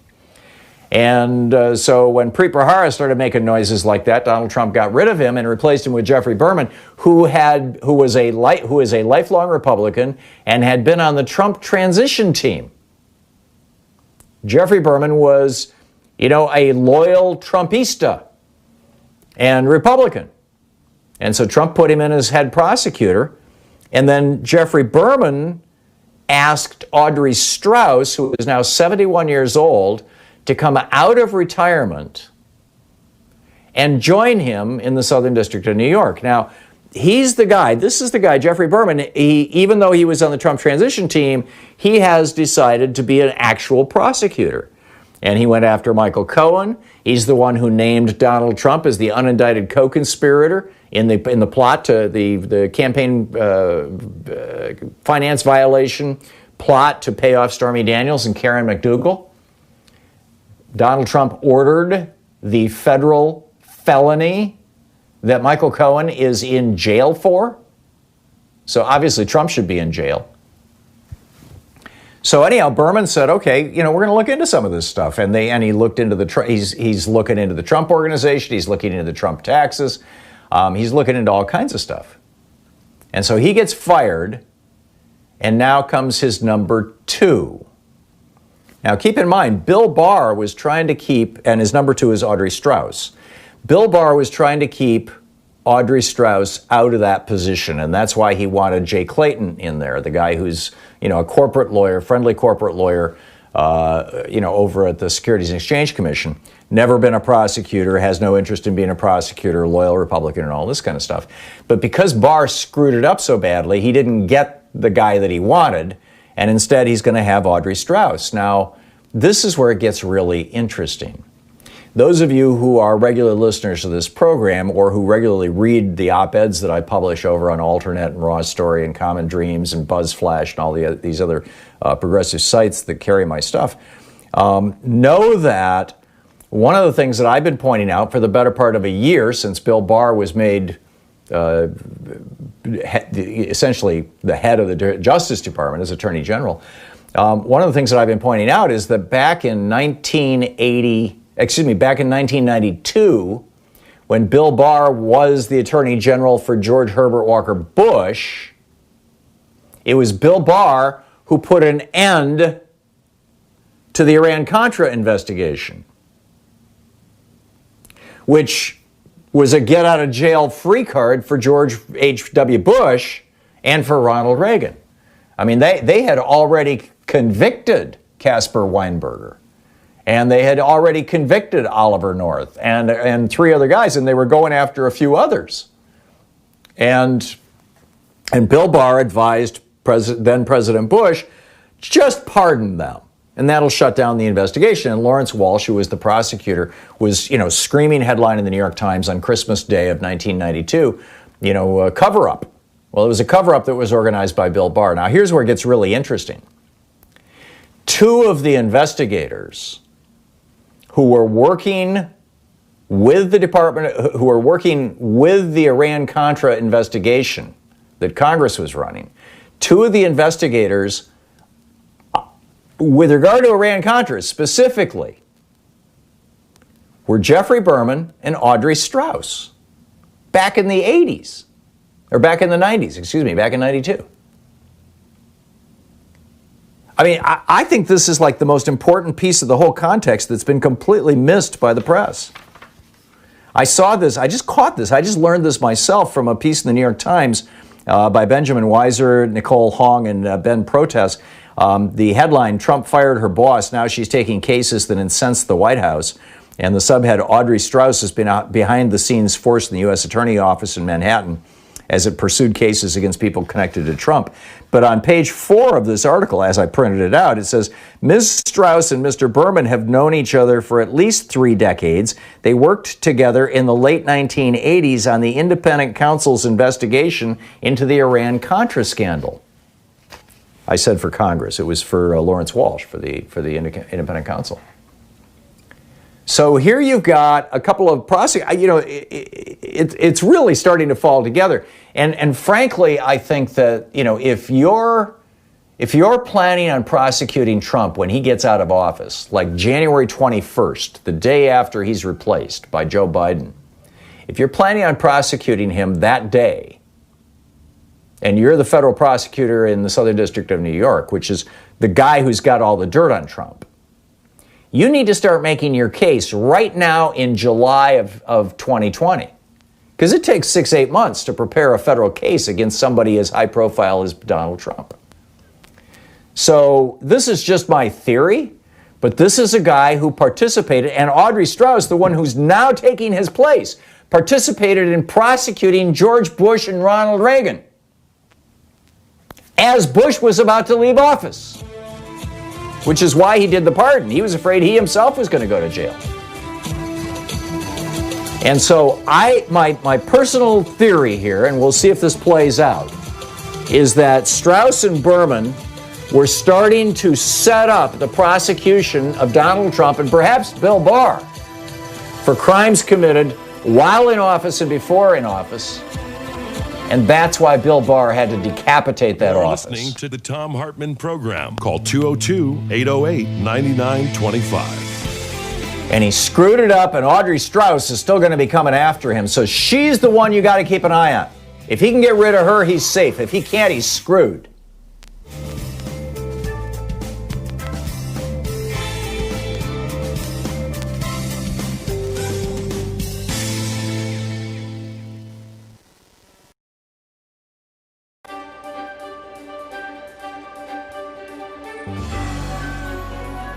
Our book today in the Thom Hartmann Book Club is Stand Up, Struggle Forward by Sanyika Shakur.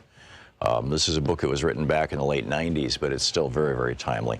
This is from the second chapter titled Class Antagonisms Inside the Fundamental Contradiction of National Oppression.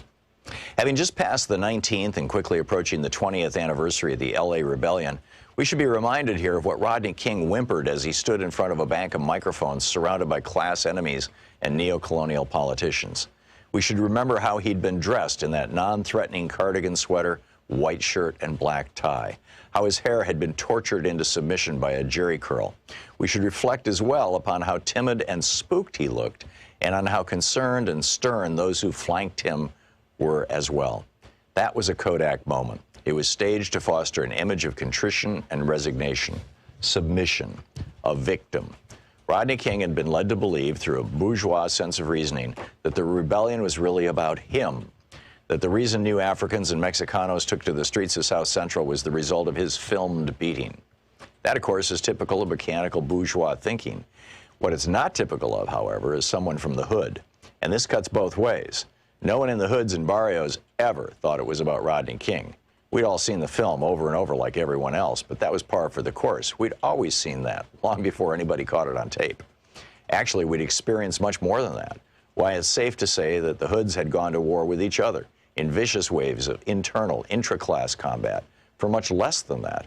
Though, because of a general colonial mentality which prevents the challenging of bottom-up oppression, the same hood forces will not, in any systemic way, wage war on the pigs, or for freedom, land, and socialism. Rodney King alone, and of his own accord, would not have thought to hold a press conference to ask the asinine question, in the form of a whimpering request, can't we just all get along? The fact of the matter is, we are getting along. New Africans and Mexicanos are getting along just fine. What we couldn't understand was why he was admonishing us for getting at the exploiters of our communities. The impression he gave, with his handler's hands up his back like a ventriloquist troll, was that a race riot was going on, as if we had all begun to kill each other or burn and rob each other's homes. His handlers compelled him to send up a false flag, a diversion. But you see, this was the very thing that exposed the class interests and reactionary politics of the Uncle Toms that had been designated to handle him, and by extension, us. Let's go back for a minute. Let's talk social development, aka history. There exists a fundamental contradiction in our lives that, like an elephant in the room, no one wants to acknowledge. As a consequence of the war waged upon various African nations by European powers, those of us captured and kidnapped were taken out of our own self-determining social developments and violently forced into Euro-American history. This is not simply a clever play on words. This is a reality. We lost the ability to control our own destiny. Read that again. From that time until now, the fundamental basic contradiction between the U.S. oppressor nation and our own oppressed and colonized nation has been the governing imperialist relationship, which is to say, us not being in control of the qualitative factors that determine our lives as a people, as a nation. Our tradition of struggle against this fundamental contradiction has taken many forms, some hidden or obscured, some open and hostile. But all of these have been open to resolve the fundamental contradiction and to regain our independence. While there have been some bona fide struggles to resolve the contradiction, there have also been reactionary neocolonial struggles waged by internal enemies loyal to the oppressor nation and culture that have tried time and time again to subvert and control our destiny for the benefit of the capitalists. They've come among us, always imposed from above, stirring up emotions and giving lip service to progress, equality, justice, and prosperity. These always within the colonial confines of the oppressor's arrangements, and none collectively ever materialize, because without a resolution of the fundamental contradiction, that is the freeing of our productive forces from U.S. imperialism and the governing of our own affairs, we'll remain a minority within the American system as opposed to a majority in our own, and subjected to the established bourgeois social contract, i.e. colonialism, neo and post. We can parade all through the empire with black congressmen, black mayors, black governors, black police chiefs, black Supreme Court justices, hell, even a black president. And absolutely nothing will alter the genocidal relationship that governs our national oppression here, because the blacks are part of the colonial apparatus. They have made a strategic alliance with the capitalist imperialists to act as go-betweens in our oppression and exploitation. This is a conscious class stand. The black petty bourgeois is not innocently confused, like, say, Mrs. Jackson across the street is, about our national oppression, about the existence and subjugation of New Africa. They are well-read, have traveled in our experience. They've just chosen sides against us and in favor of our historical enemies. And the sooner we recognize and internalize this, the better off we'll be. Black ain't nothing but a color. As a designation of our national identity, it has played out. It is a superficial understanding at best and a foolish and dangerous analysis at worst. We have no collective control over the qualitative factors which determine our lives. We do not, in other words, control our destiny, not as a people or a state. The book is Stand Up, Struggle Forward by Sanyika Shakur.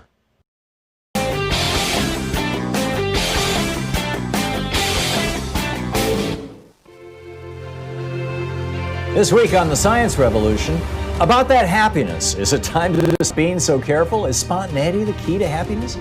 Professor Janice Brainy is here on plastic rain pouring down in our national parks and everywhere. Tony Corbo with Food and Water Watch drops by to warn Americans the USDA is trying to outsource chicken processing to China and what that means. Tune in wherever you find podcasts. So we've got a new video of over at ThomHartmann.com for people who support our program. It's about private equity firms. You know, Mitt Romney's company, Bain Capital, and so we are all concerned about our health and.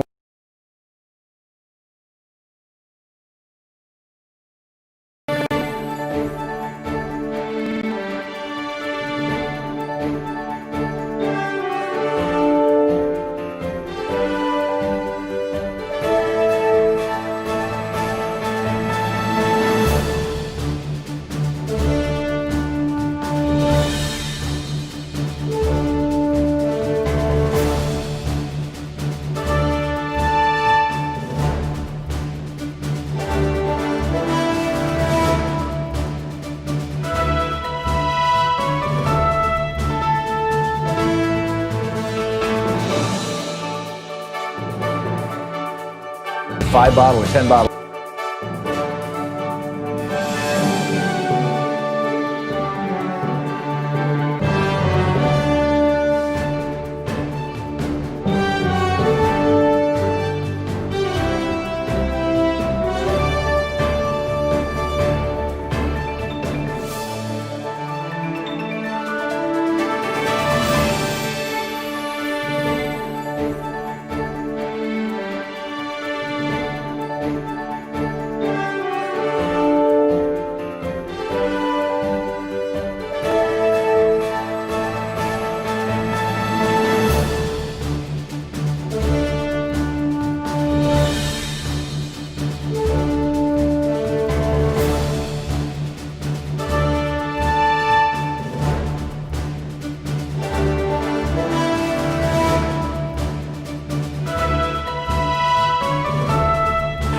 Uli, tell us about it. Yeah, hi. You may have heard of the fresh coronavirus outbreak in Germany. Yeah, this is in Rhine-Westphalia, isn't it? Yeah, it's in a town of Gütersloh. It's a town of about just under 100,000 people. Yeah, there's a meat packing plant. More than 1,500 workers have been infected. And there are about 7,000 people work in that plant. So I just wanted to tell you how Germany, the Prime Minister of North Rhine-Westphalia, how he responded. They completely locked down the area. Like outdoor gatherings of more than 2 people, again, is prohibited. And yeah, they closed the schools? The schools, restaurants, everything closed again, just like they did in March. Everything closed. Mm-hmm. And until the end of this month. And they set up testing centers immediately. Anybody who wants to get or needs to get tested can go and get tested. So that's how Germany... and it's Germany takes this stuff seriously. I mean, go ahead. I'm sorry? Most of the workers are from either Romania, Bulgaria, or Poland. They're contract workers, and they stay in whatever housing they provide there. And they're tight living conditions. They don't know exactly yet how it happened, how the infection started. But there are also many people who travel from Bielefeld. That's a bigger town. They have about 300,000. And maybe 20 kilometers away, so they don't really know yet how far it's been spreaded. So, but it's pretty serious. But they're dealing with it immediately. I mean, drastic. It's not like, so. Anyway, that's all I wanted to report. Yeah. Thank you, Uli. It's a good one. And what a contrast. You've got a country, Germany, that has a prime minister who has a PhD in physics and who is listening to the scientists. You've got a meatpacking plant that has an outbreak in that country, and immediately the government says, okay, that's it. We're cracking down. No more of this. That's it. Period. Full stop. We are going to do something about this. And sure enough, they are. And then here in the United States, and this is where it just gets outrageous. In fact, here's the story. I was looking for this. The owner of Europe's largest meat processing plant, 1,500 workers, North Rhine-Westphalia. Here it is. The company's billionaire CEO, the company's name is, I believe, Tönnies. This billionaire CEO, Clemens Tönnies, held a press conference this weekend in which, I'm reading here from The Guardian, in which he apologized for his company's management of the crisis and said he would take full responsibility for what had to be done to combat it. Remarkable. He said, it's like, you're not going to see, and teams have been sent to towns and communities and surrounding areas to carry out tests. Family members of those who work at the factories are all being tested. 32 testing teams were sent to this town. Meanwhile, we've got meatpacking plants in red states all over the U.S. where red state governors are just going, I don't know what's going on. I don't see any problem. It's just all good, isn't it? It's incredible. Gary in Minneapolis. Hey, Gary, what's on your mind? Hello, Tom. I really appreciate your program. I've learned so much from you over the years. I've been listening to you ever since you were on just the radio. But the 12th Amendment you described a couple weeks ago, and I looked up your article on BuzzFlash. Mm-hmm. Can you hear me? You're talking about the article on the Tilden Hayes election, 1876? Yes. Yeah. Right. And, well, there was a lot more information, but I guess I kind of finally figured it out because of Article 2, the election, the executive branch, Section 1, Clause 2, because initially it said the U.S. House of Representatives decided who would be the president if any of these scenarios came up that, challenged the result. Yeah, and that got very, very messy in the election of 1800, and so that got amended with the 12th Amendment. And then the 12th Amendment got amended with the Election Act of 1878, which was 2 years after the Tilden Hayes election. And all of that is in my article. So what's your question? It's the state legislatures that dictate to the U.S. representatives how they vote? Yes. Yes, each congressional delegation has one vote. So say you're in Minnesota. I don't know how many members of the House you have in total, but let's say it's 10. You've got 10 representatives. Well, you don't get 10 votes on this. You get one vote. So those 10 representatives, now you would immediately think it went to the House, those 10 representatives would, among themselves figure out how the vote works. No, they cast a vote, but they don't decide the vote. The vote is decided by the Minnesota legislature, by the combined House and Senate.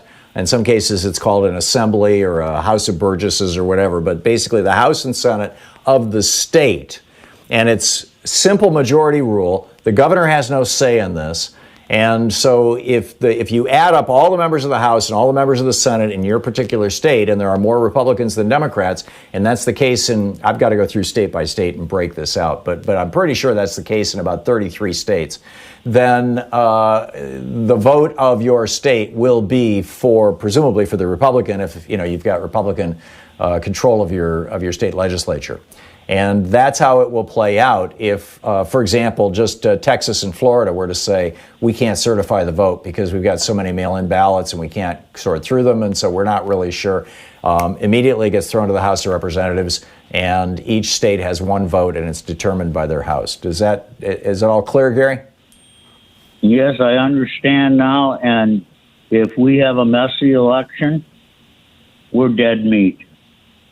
Yeah, I agree. And in fact, I've got to write another op-ed about this. I keep thinking about doing it because it's been a while since I've talked about it. But well, I'm just a retired beekeeper, layman, and I had a hard time going through all the article. But I think now I understand, and now I'm even more freaked out than ever.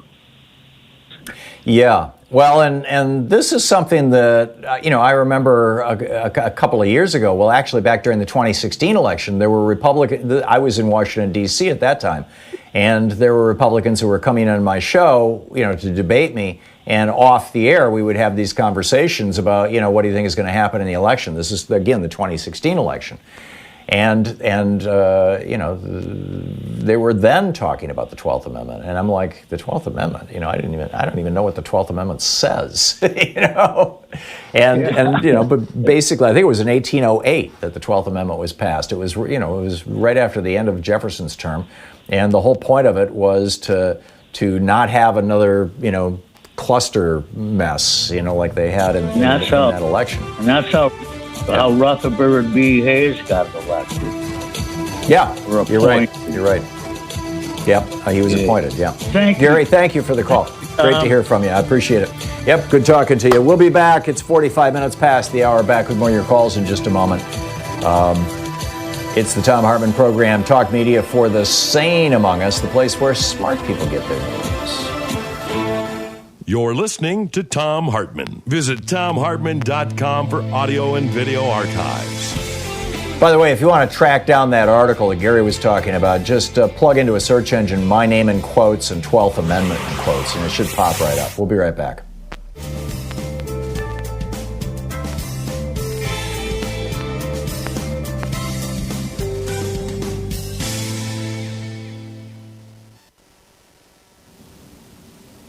And welcome back. Dennis in Bergenfield, New Jersey. Hey, Dennis, what's on your mind today? How you doing, Tom? I got a question about the income for the, different income groups in society. From 1940 to 1980, the bottom 90% saw an income rise of 47%. From 1980 to today, it's actually declined by 3%. Could you explain why the incomes for the middle class have not risen like they used to post World War II compared to post 1980? Sure. There's a very, very simple explanation. We could get into the esoterica of the impact of tax cuts and things like that, but the really simple explanation for probably 80% of the effect is when Ronald Reagan came into office, about a third of Americans had a union job. They worked in union shops. The assault on unions had just begun when Reagan put an anti-union person in as Secretary of Labor, the first one in the history of our country, the first anti-union Secretary of Labor. He packed the Supreme Court. The Supreme Court started ruling against labor and started chipping away at union rights. And we have seen, and by the way, a union job sets the floor for jobs in the larger economy, in the surrounding neighborhoods. And so when a third of America was unionized, 2/3 of America had an income and benefits package that was basically, a union package because, regular employers had to compete with unionized employers for benefits, for employees. And so when Reagan came into office, it was about 2/3 of America who had basically good union jobs. Now in the private sector, it's 6% who have union jobs, which means 12% of America has good union jobs in the private sector. And, that tells you pretty much everything you need to know, Dennis. And also, I know that you say that the top marginal tax rate was also acted as a barrier for CEOs to raise the wages of their workers in companies. What would you say is the ideal, optimal top marginal tax rate? I know right now it's like 39%.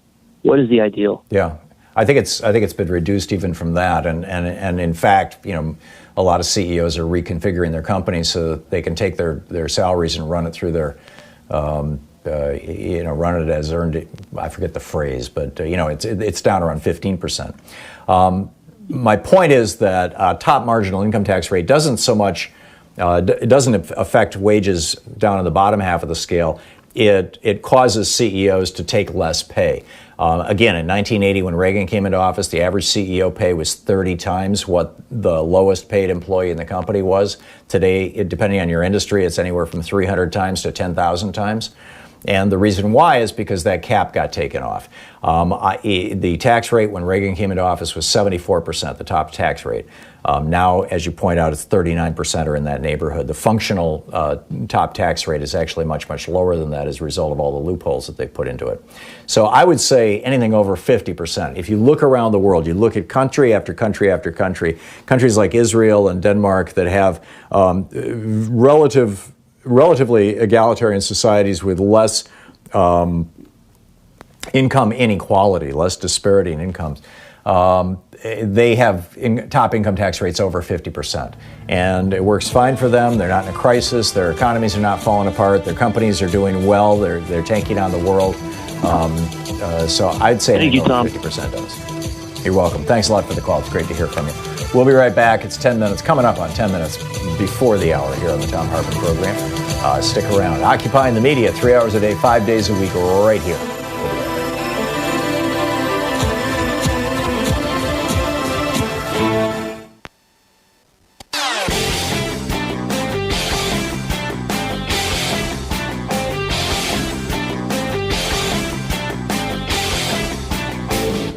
Hey, we're putting together a series of American history books. It started with the hidden history of guns and the Second Amendment. Then we had the hidden history of the Supreme Court, the betrayal of America. Then the hidden history of the Republican war on voting. Coming out soon is the hidden history of monopolies, how big business destroyed the American dream. And then next spring, it's going to be the hidden history of oligarchy and tyranny.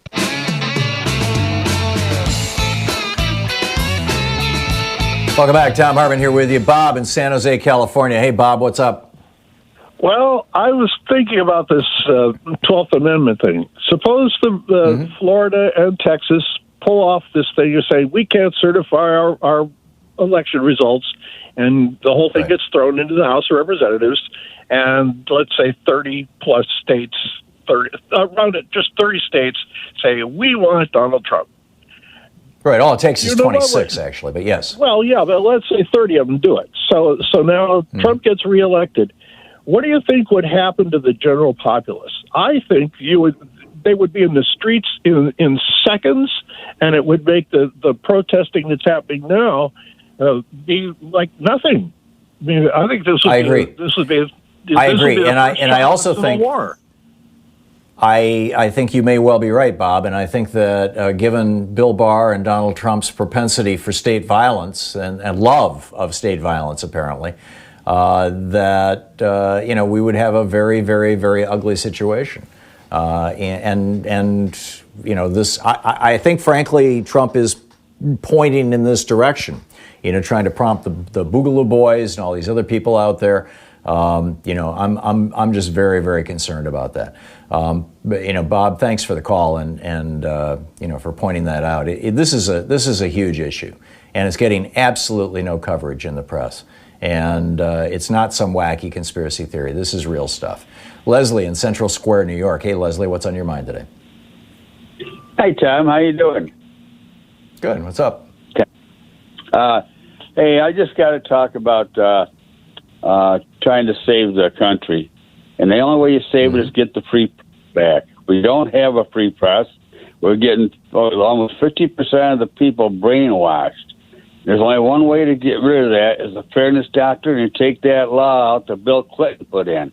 We got to get our free press back, or they're just going to keep gaining and gaining, and this country's going to be right winger, you and everybody else in it. It's just going to keep going and going and going.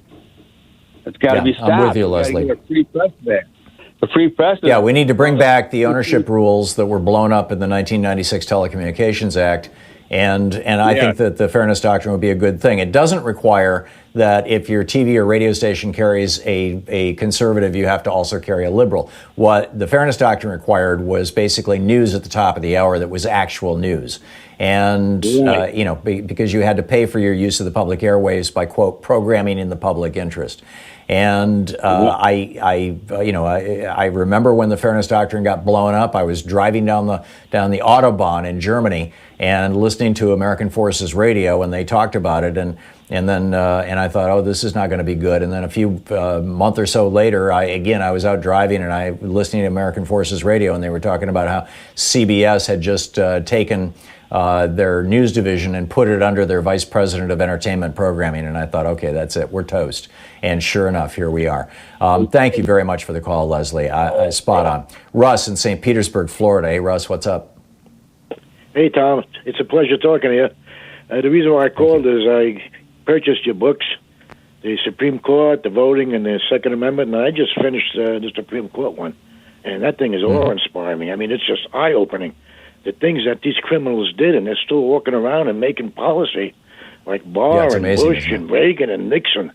I mean, we have a Constitution. What is it made out of? Tissue paper? Why are they shitting all over the Constitution? Nobody's doing it. Yeah, you can't. I'm sorry, Russ. You can't use language like that on the air. My apologies if it got through to anybody. John in Redmond, Washington. Hey, John, what's on your mind? Hey, Tom. I just wanted your thoughts on maybe changing the 25th Amendment so we're not in a conundrum like we are now, where you've got Trump doing what he wants to do, and his crony as the cabinet. They're never going to remove him. And is there any creative way to maybe have outsiders from the two other branches as part of that process? So if we have another tyrant like this, it's more reasonable solution to remove the person. Yeah, Trump is a constitutional officer. He can only be removed within a framework provided for by the Constitution, which is the 25th Amendment or an election. And I'm not sure we want to change that, John. Just, if you... One of the moments for me of a real revelation with regard to this was probably about 10 years ago when I started really digging into the Great Depression and the New Deal. And I read several biographies of FDR. Probably the best one was the biography of Francis Perkins that's out there. And there were Republicans who were actually trying to get him removed. They were saying he's a tyrant. He's doing things that are unconstitutional. The Supreme Court was ruling against him, in fact. And they said, this is how tyranny comes to America. He was doing things by executive order. He was doing, Roosevelt was. And they really wanted to get him out of office. And they couldn't. And I'm concerned that if the next Democratic president decides to repudiate Reaganism and revive Keynesianism, take us back to America pre-1980, when the middle class was growing and the billionaires weren't doing so well, that if we put into place some alternative, outside of the 25th Amendment or the election, alternative way to remove that president from office, the billionaires will figure out a way to make it happen. Yeah. So I just, and the other question is, just ask yourself, what would Republicans have done during the Obama presidency if they had the power to do it? They would have removed him from office in a second, in a heartbeat. And their constituents would have applauded them for it because that it was all about, oh my God, there's a black man in the White House, at least over with for many of the Republicans. So I think we have to be very, very careful, John. I guess if you have then a more pre-vetting process of the candidate, Yeah. Well, and that's the job and the obligation of the media. This is the whole reason why the First Amendment, carves out the media as essentially the fourth estate of government, the fourth branch of government. And the media has failed its job here. And, we have Les Moonves on tape admitting it, saying, hey, Donald Trump is terrible for America, but he's great for CBS. He's making us money. And that's what we need to call out. John, thank you for the call. It's great to hear from you. You're listening to Thom Hartmann.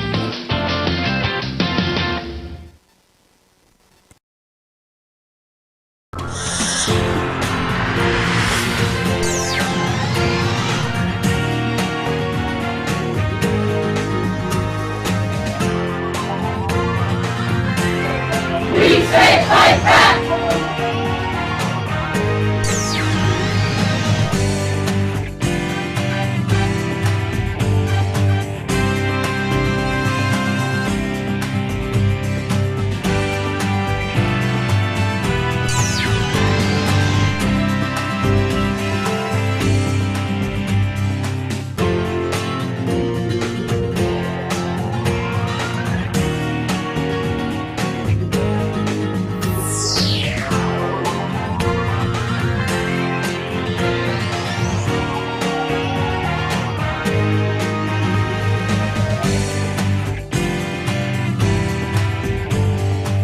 So we have a new video up for people who are supporters of the Thom Hartmann Program. Specifically, it's over at thomhartmann.com, talking about language, how we use language. Language matters tremendously. And we have chosen as a society, as a culture, as media, as political leadership, et cetera, not to refer to people like Steve Mnuchin, who threw thousands of people out of their homes illegally during the banking crisis, as looters, not to refer to Rex Tillerson, whose oil company has ravaged much of the third world, literally destroying people's lives, killing people, poisoning people. We don't refer to them as looters. We don't refer to the police who go into neighborhoods and kill people, minorities, particularly African Americans. We don't refer to them as looters, stealing their lives. But when black people rise up and say, no, enough, we call them looters. There's something wrong with this. Check it out. It's at thomhartmann.com.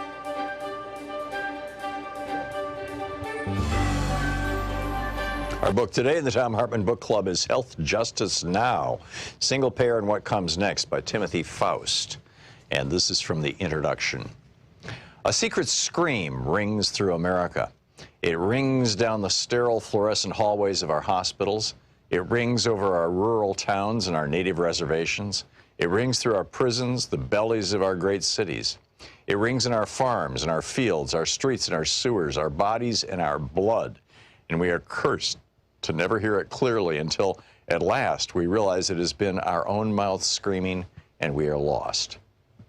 A child born today inherits in that secret a new American squalor, the skeletal remains of the American cities, the bleached bones of the American suburbs.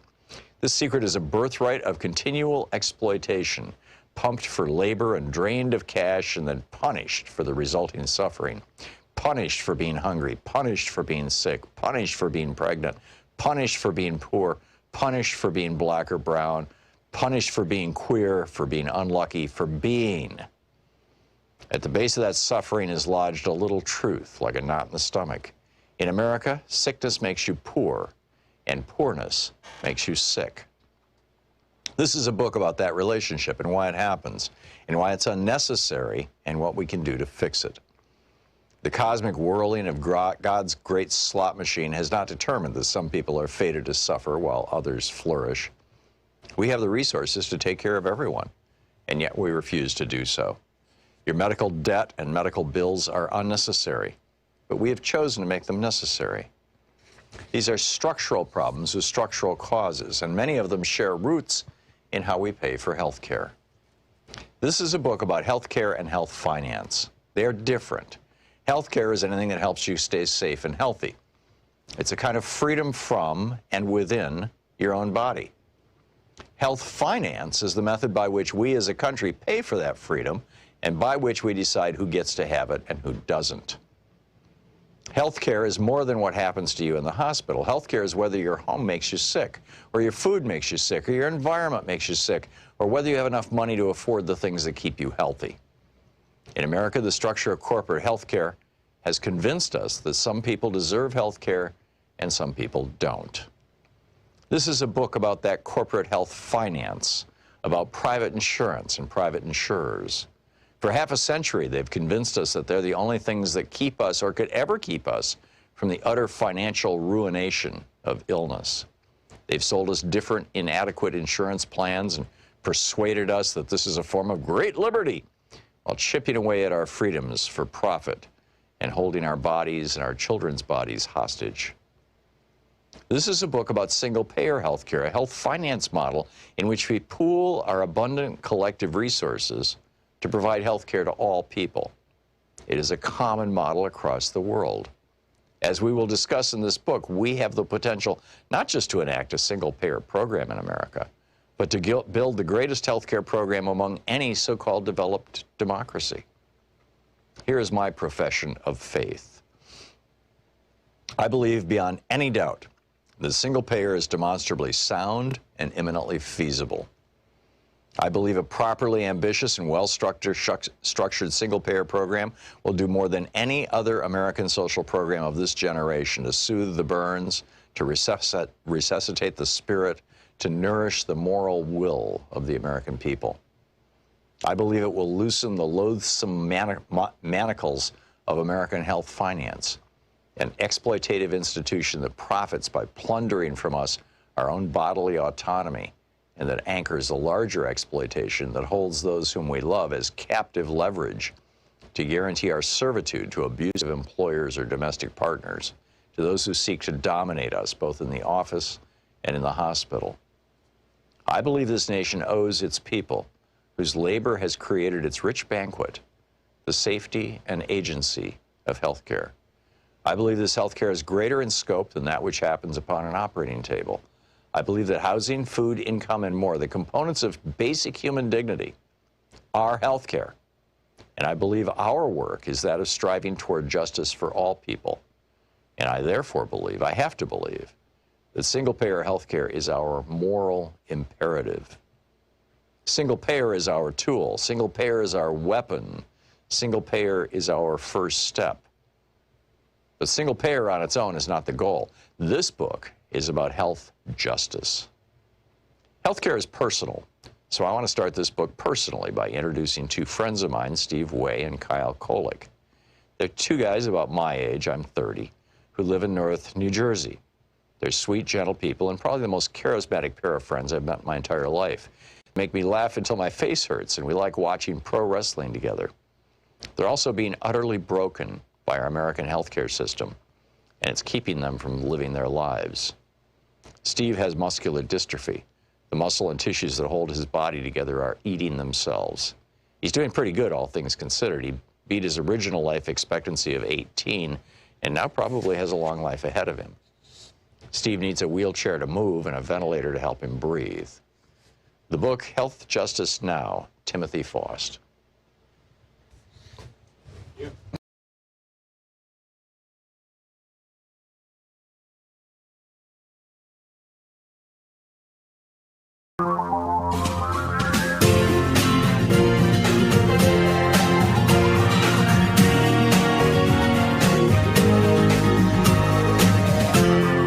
This is the Thom Hartmann Program. Welcome back. Thom Hartmann here with you. So Bill Barr, Asha Rangappa is going off on Bill Barr over on Twitter. Bully Barr, he calls him. He says, you lied about the contents of the Mueller report, redacted material in the Mueller report that revealed that Trump did collude. By the way, we just saw that in the last few days. Interfered with the sentencing of Roger Stone. Worked to try to get the case against Michael Flynn for treason dropped. Dropping the case against Russia, which attacked the U.S. by classifying information to prosecute Russian defendants. Barr testified he doesn't believe that foreign assistance to a campaign is even a crime. Had his Office of Legal Counsel justify blocking a whistleblower complaint. Oversaw his criminal division deciding that secretly extorting a foreign country to investigate a political opponent would not constitute a violation of campaign finance laws. Started an investigation of the investigators into the links between Trump and Russia. Talk about intimidation. Tear-gassed peaceful protesters and clergy members in violation of the First Amendment in front of the church there by the White House, and then lied about it to the press. Has yet to mention the right-wing extremists, the most dangerous domestic terror threat, as testified to by the director of the FBI. But meanwhile has taken the Joint Terrorism Task Force and said, look into Antifa instead. He's fired the U.S. Attorney for the Southern District of New York, the guy who, among other things, indicted Donald Trump, Donald Trump was the unindicted co-conspirator in the federal felony crime for which Michael Cohen is in jail, paying off Stormy Daniels and Karen McDougal. Trump was the guy who ordered that. This prosecutor was also investigating the co-conspirators of Jeffrey Epstein. By the way, Bill Barr's dad gave Epstein his first job teaching kids, and his dad wrote a bizarre novel about sex trafficking in space. I mean, it just doesn't get weirder than this. So sometime back, Jimmy Lohman wrote a piece back, I think it was in the 90s. This was when Bill Barr was the first time he was Attorney General. That this guy is a bully, and he ended his piece for the Daily Beast, a more recent piece, with, I even hesitated to air my childhood grievances with him because they're so trivial and petty compared to the destruction he's wreaked on the vital institutions that sustain our democratic way of life. Serious stuff. And that same Jimmy Lohman, who was bullied by Bill Barr as a child, is now a grown-up lawyer and has been writing about this. And he's on the air with us, Jimmy Lohman. James C. Lohman #1 is his Twitter handle. Jimmy, welcome to the program. Well, thank you, Tom. It's great to be with you. Thanks for joining us. So, first of all, I'm curious. If you want to recap for us your experience with Bill Barr as a bully, I think probably this is a universal experience. Maybe I'm wrong, but I had a bully in school. His name was Dennis, and he used to beat me up whenever he could, corner me. And when he wasn't beating me up, he was threatening me, particularly in front of other kids. And not just me. There were several other kids that he liked to pick on. There seems to be this bully mentality that has permeated the White House now. Your thoughts on all that? Yeah, I'm glad you mentioned that about your own experience, because what happened was in 1991, which was like he graduated high school in 67, 2 years before me. So we're talking 24 years after that. I hadn't even given a thought to the man. I come to find out that George Bush Sr. has nominated him to be Attorney General. So imagine you're sitting around and you find out that Dennis has been nominated to be Attorney General of the country. Right. I mean, my bully, yes. It was just, totally shocking. I mean, here's this guy who I don't know what whether you're allowed to use the 7, forbidden words on podcasts. No, you can't. Yeah, imagine all of them. Imagine all of them. I mean, it was just a shocking moment, and it actually kind of, it conjured my experiences with him that I hadn't thought about for so long, which basically was this. And I've run all this down in my original 1991 column that I submitted to a local campus paper in Tallahassee, the Florida State University affiliated paper, the Florida Flambeau. Actually, it's independent of the university, but serves that community. And I felt like I needed to share, at least with my local citizens, what an atrocity this guy was in our youth.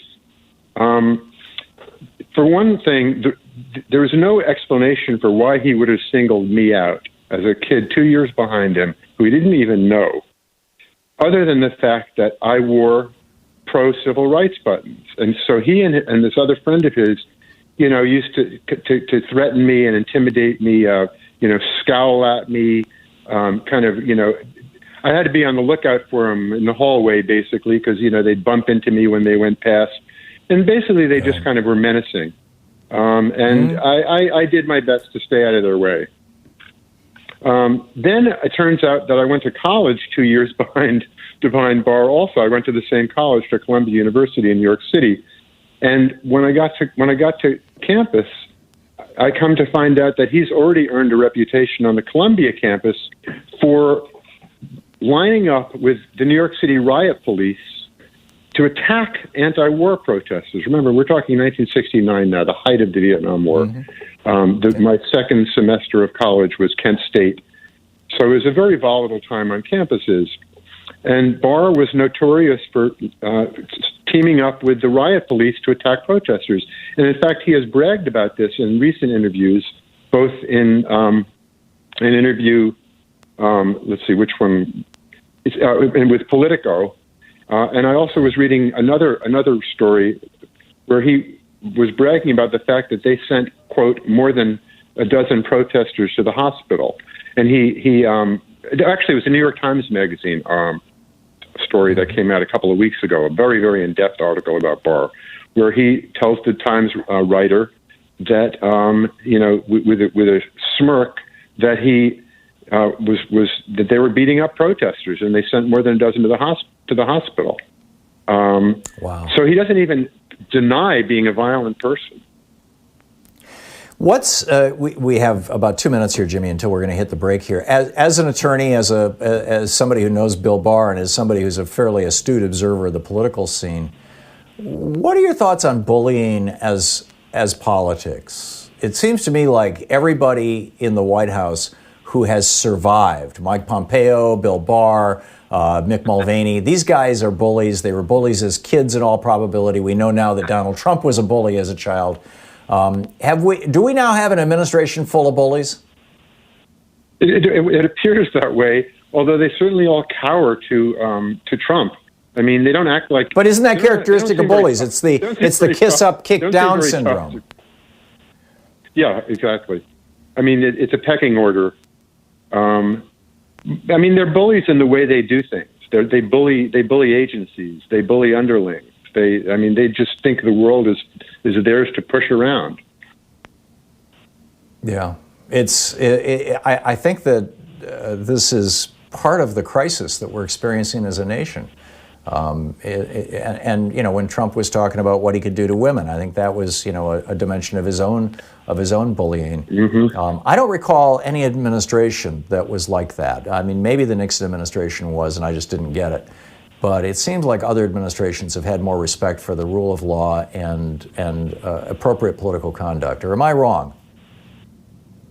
I'm not. I don't remember any gang of thugs to this extent at all. Nothing close. So you don't seem to think Melania is going to be able to calm down the bullying, huh? No, she and her son both have dual Slovenian citizenship. I think they're going to get out of town as soon as Trump leaves the White House. Maybe so. We'll see. Jimmy Lohman, lawyer and former schoolmate of Bill Barr. Jimmy, thanks for dropping by. It's great talking to you. My pleasure, Tom. Great conversation, and keep up the good work. We'll be right back. It's 15 minutes past the hour. This is the Thom Hartmann Program. What a fascinating time we live in, isn't it? We'll be back with more of the news of the day and your calls in just a moment.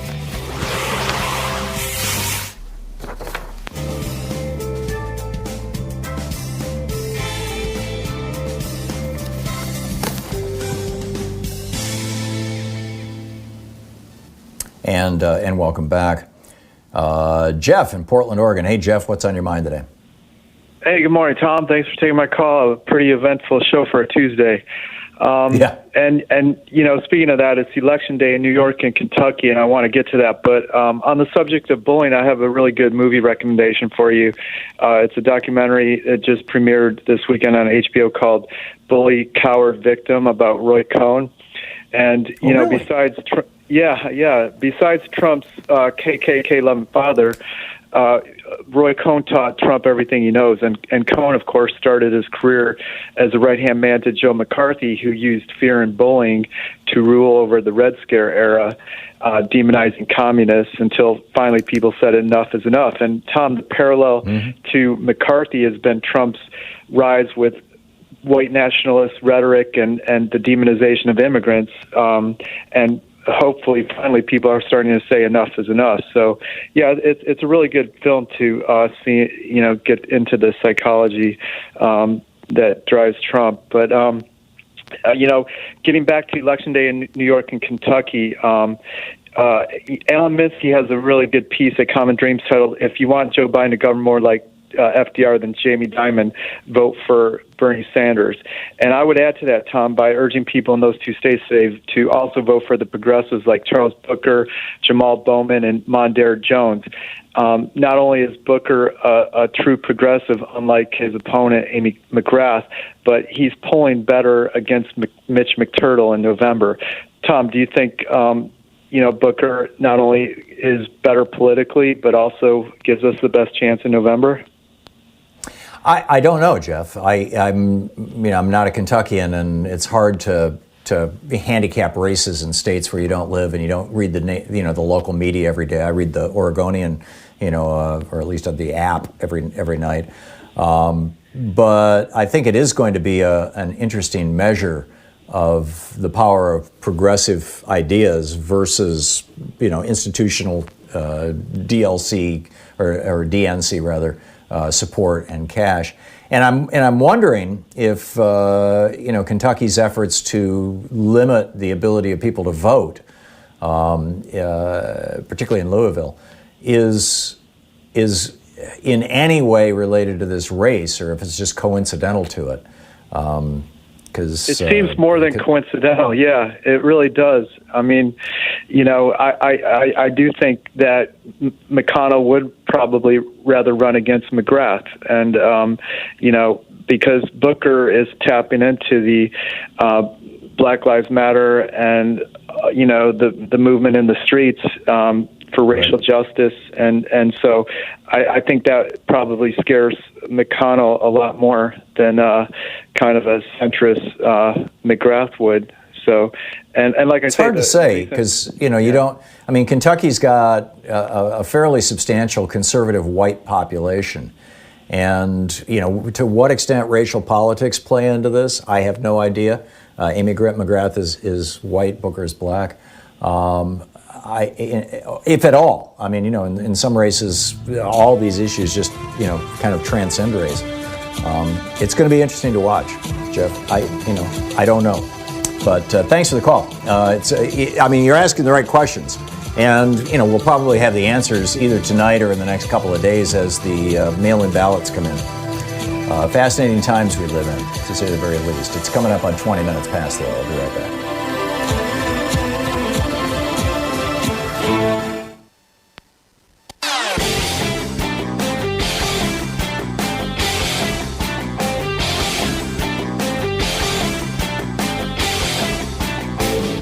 Our 1-hour free podcast recaps our show, and it's available wherever fine podcasts. And welcome back. Thom Hartmann here with you. Steve in Noblesville, Indiana. Hey, Steve, what's up? Oh, not too much. The question I got is on the 12th Amendment. Mm-hmm. If he gets the House to elect him through the 12th Amendment, right? That's the only one that can get elected through that. The representatives in the Senate, That's they correct. still get? They can't be elected that way. Well, that's right. That's the senators are. I'm sorry. Go ahead. Well, if in that case, if we can get the House and the Senate control, we can make it miserable for him. Yeah. Well, there is that, Steve. There is that. But see, I'm concerned that if Donald Trump gets reelected, particularly if he uses the 12th Amendment, that it will produce a huge outcry. He will respond to that huge outcry with a military crackdown, and it will fracture the republic. And this would be a very, very dangerous time, a very critical time. I just, Well, I don't really think that the military will go against the people. They sure did in Lafayette Square just a week ago. Yeah, but that was just a handful of them. Another thing is, I don't think he's going to live long enough to get because of his health and stuff. I think he's going to be gone before the first of the year. We'll see. I don't know about Donald Trump's health. Steve, thank you for the call, and I'm very reluctant to speculate on things associated with the president leaving this earth. He is putting himself at considerable risk with these COVID rallies that he's holding. So I don't know. We'll see how it shakes out. Charles in Miami. Hey, Charles, what's up? Oh, what's going on? Listen, you're right in my wheelhouse today. You are in the back of my mind. Okay. When you start saying, I was listening to some of the broadcasts this weekend, and it hit me that no wonder they were saying that with Obama there wasn't going to be a peaceful transition of power because of these investigations or whatever. And I just see that as them projecting. They talk about civil war and all of this mess, and they're trying to destroy this government from within. And I can see it, Donald Trump, because you heard what Michael Cohen said. This is not going to be a peaceful transition, and I think we're missing. They lay these little traps, and they put this in the back of people's minds, and that's when they do it. Last but not least, I do have a question for you, Tom. I'm sick and tired of watching Donald Trump and this coronavirus thing. It's a whole setup by him. But what I'm thinking is, they was already saying that America should be forced into herd immunity, or America should accept herd immunity, and I think they forced it on us. Well, without our consent, all of this is herd immunity by this Republican Party, and I just want to know when all the dust settles and the Democrats get back in power, do we, try to put these guys up for crimes against this American society, because they're killing innocent people. This Donald Trump's hands and the Republicans' hands is full of blood. And if there's not going to be any justice for what they're doing, then we might as well hang it up, because as Democrats, we not only have to stand up for what's right, but we also have to put our foot down and let them know that when we're in power, we're going to use the law against them. A lot of things that they're doing today is because Nancy Pelosi, Chuck Schumer, Harry Reid, to me, in my opinion, laid down a couple times when they had to stand up and fight. And, this is a constant battle with them. They're never going to give up. They have money, they lust power, and that's the only thing that's important to them. But there's no repercussions for the Supreme Court giving the victory to Bush Jr. instead of Al Gore. There's no peace, because we're in the Middle East on false pretenses looking for WMDs. All of this stuff that they've been getting away with, we're also aiding and abetting. So Bush set this all up. Yeah, no, I got it, Charles. And I'm not expecting that they're going to be held accountable for the coronavirus any more than Rick Snyder, the governor of Michigan, was held accountable for his role and the role of his underlings in poisoning the people of Flint, Michigan. It's, government policy that kills people very rarely ends up being held accountable, frankly. And in fact, it's very, very difficult to do, in particular because of this 1982 Supreme Court decision that not just gave qualified immunity to police, but to all government officials. In fact, police weren't even mentioned in the opinion at the time. I think that this is the direction. This is the way things are going. By the way, we're going to hit a break here in just a minute, and then I'll pick up your phone calls on the other side. But the U.S. Commission on International Religious Freedom. This is a government agency, federal government. I just got this press release, went out to the press. The U.S. Commission on International Religious Freedom condemned Turkey's latest raid of airstrikes and ground operations, Operation Eagle Claw and Claw Tiger, near civilian areas in northern Iraq. It turns out what these guys are complaining about, what our government is complaining about, although I guarantee you Trump won't be, because he owns 2 properties in Turkey, which is why he's constantly sucking up to Erdogan, and it's why Bill Barr is trying to stop this prosecution of the Turkish bank by the Southern District of New York. But they're saying that that Turkey is targeting the Kurds, and they are bombing in close proximity to towns and camps with displaced Yazidi families. And, their conclusion, Turkey's operations in Iraq and northeastern Syria make it clear that regional ambitions, not domestic security, are driving its actions today, and it cannot be allowed to do so with impunity. So here we have an agency of the federal government calling out Turkey for slaughtering civilians for political purposes. And it's not, the news is not talking about it. Obviously, Trump is not talking about it. I mean, there's some just horrific stuff coming out of this administration and their friends. You're listening to the Thom Hartmann Program. Call 202-808-9925. Back with more of the news of the day and your calls. By the way, a 13th Amendment alert, too, I'll share with you after the break.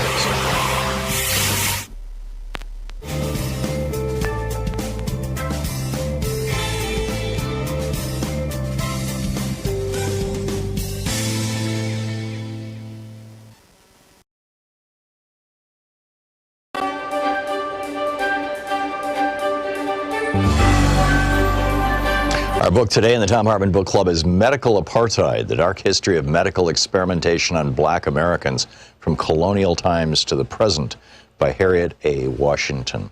This is from the introduction. On a sylvan stretch of New York's patrician Upper Fifth Avenue, just across from the New York Academy of Medicine, a colossus in marble, august inscriptions, and a bas-relief caduceus grace, a memorial bordering Central Park. These laurels venerate the surgeon James Marion Sims, MD, as a selfless benefactor of women.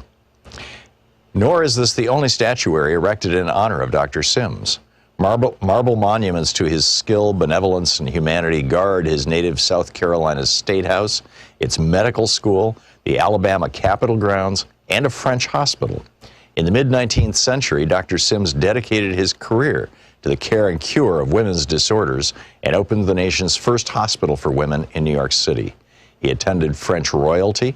His Grecian visage inspired oil portraits, and in 1875 he was elected president of the American Medical Association.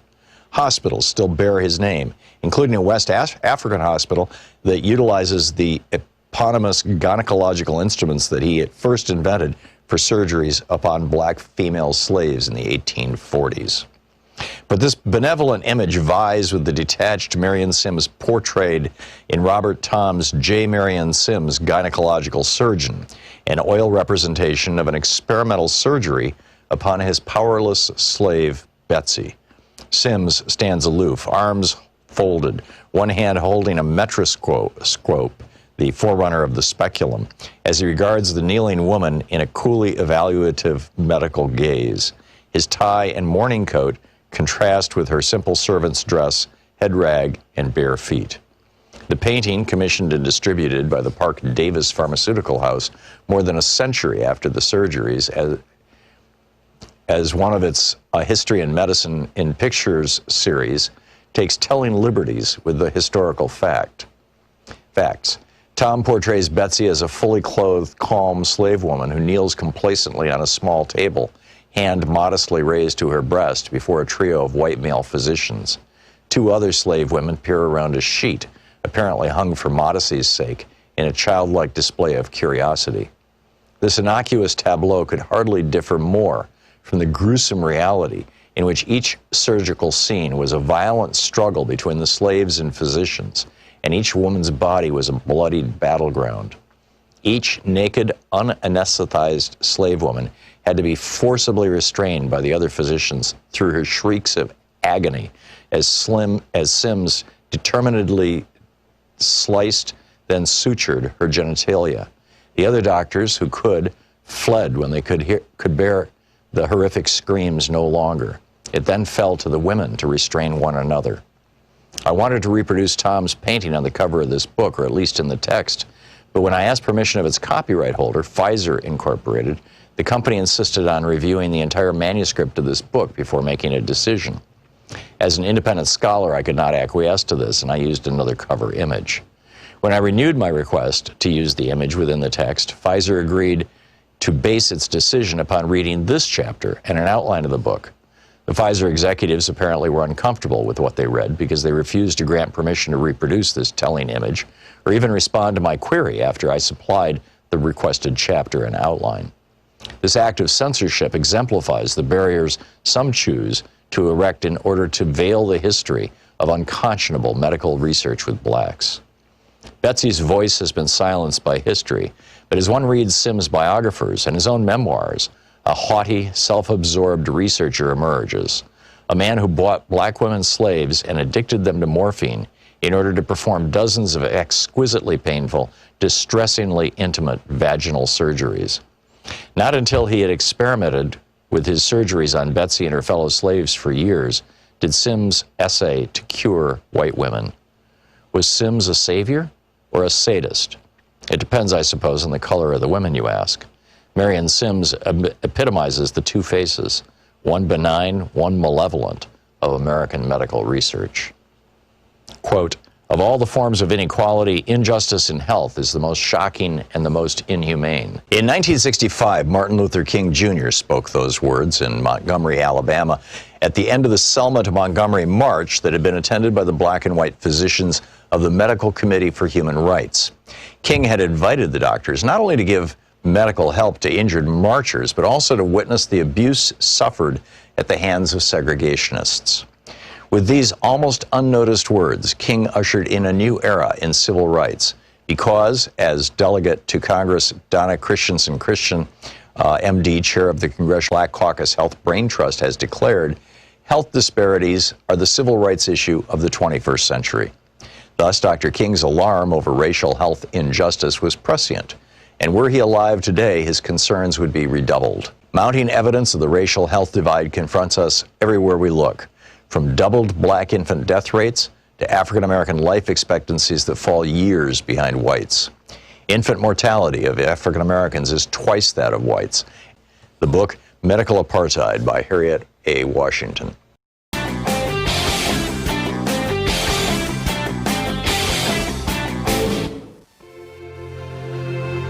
This week on The Science Revolution, about that happiness. Is it time to stop being so careful? Is spontaneity the key to happiness?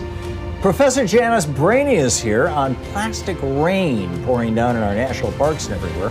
Tony Corbo with Food and Water Watch drops by to warn Americans the USDA is trying to outsource chicken processing to China and what that means. Tune in wherever you find fine podcasts. Welcome back. Thom Hartmann here with you. Pick up your calls in just a second, but I told you there was a 13th Amendment alert. The 13th Amendment, we've been talking about the 12th Amendment and how that might lead to, an absolute screaming, flaming disaster this fall and winter. And I mean, it could get really, really ugly. But the 13th Amendment was the amendment that ended slavery in the United States. And everybody talks about it like, hey, it ended slavery. Isn't that cool? Well, it didn't end slavery. The 13th Amendment did not end slavery. It narrowed it. It said that you may only have slaves in the United States, enslaved persons, if it is done under the color of law. If a person is convicted of a crime, then the state may choose to sell them into slavery. You don't believe me? Look up the 13th Amendment. It's right there. So as a result of this, for 100 and some odd years, I think the 13th Amendment was ratified in the mid to late 1870s. And as a result of this, what we have is prison labor. And you've got a whole bunch of for-profit corporations who've jumped in on this. Hey, it's like these are the modern-day plantation owners. They are running slavery enterprises. Now, this does not happen in any other civilized country in the world, any other developed country in the world. But it does happen here. And it's one of the reasons that while we are 4% of the world's population, we have 20% of the world's prisoners. Probably 3/4 of those prisoners are there because, hey, it's slave labor. Let's make the most of this. I find it interesting that we have 20% of the world's deaths from COVID, too.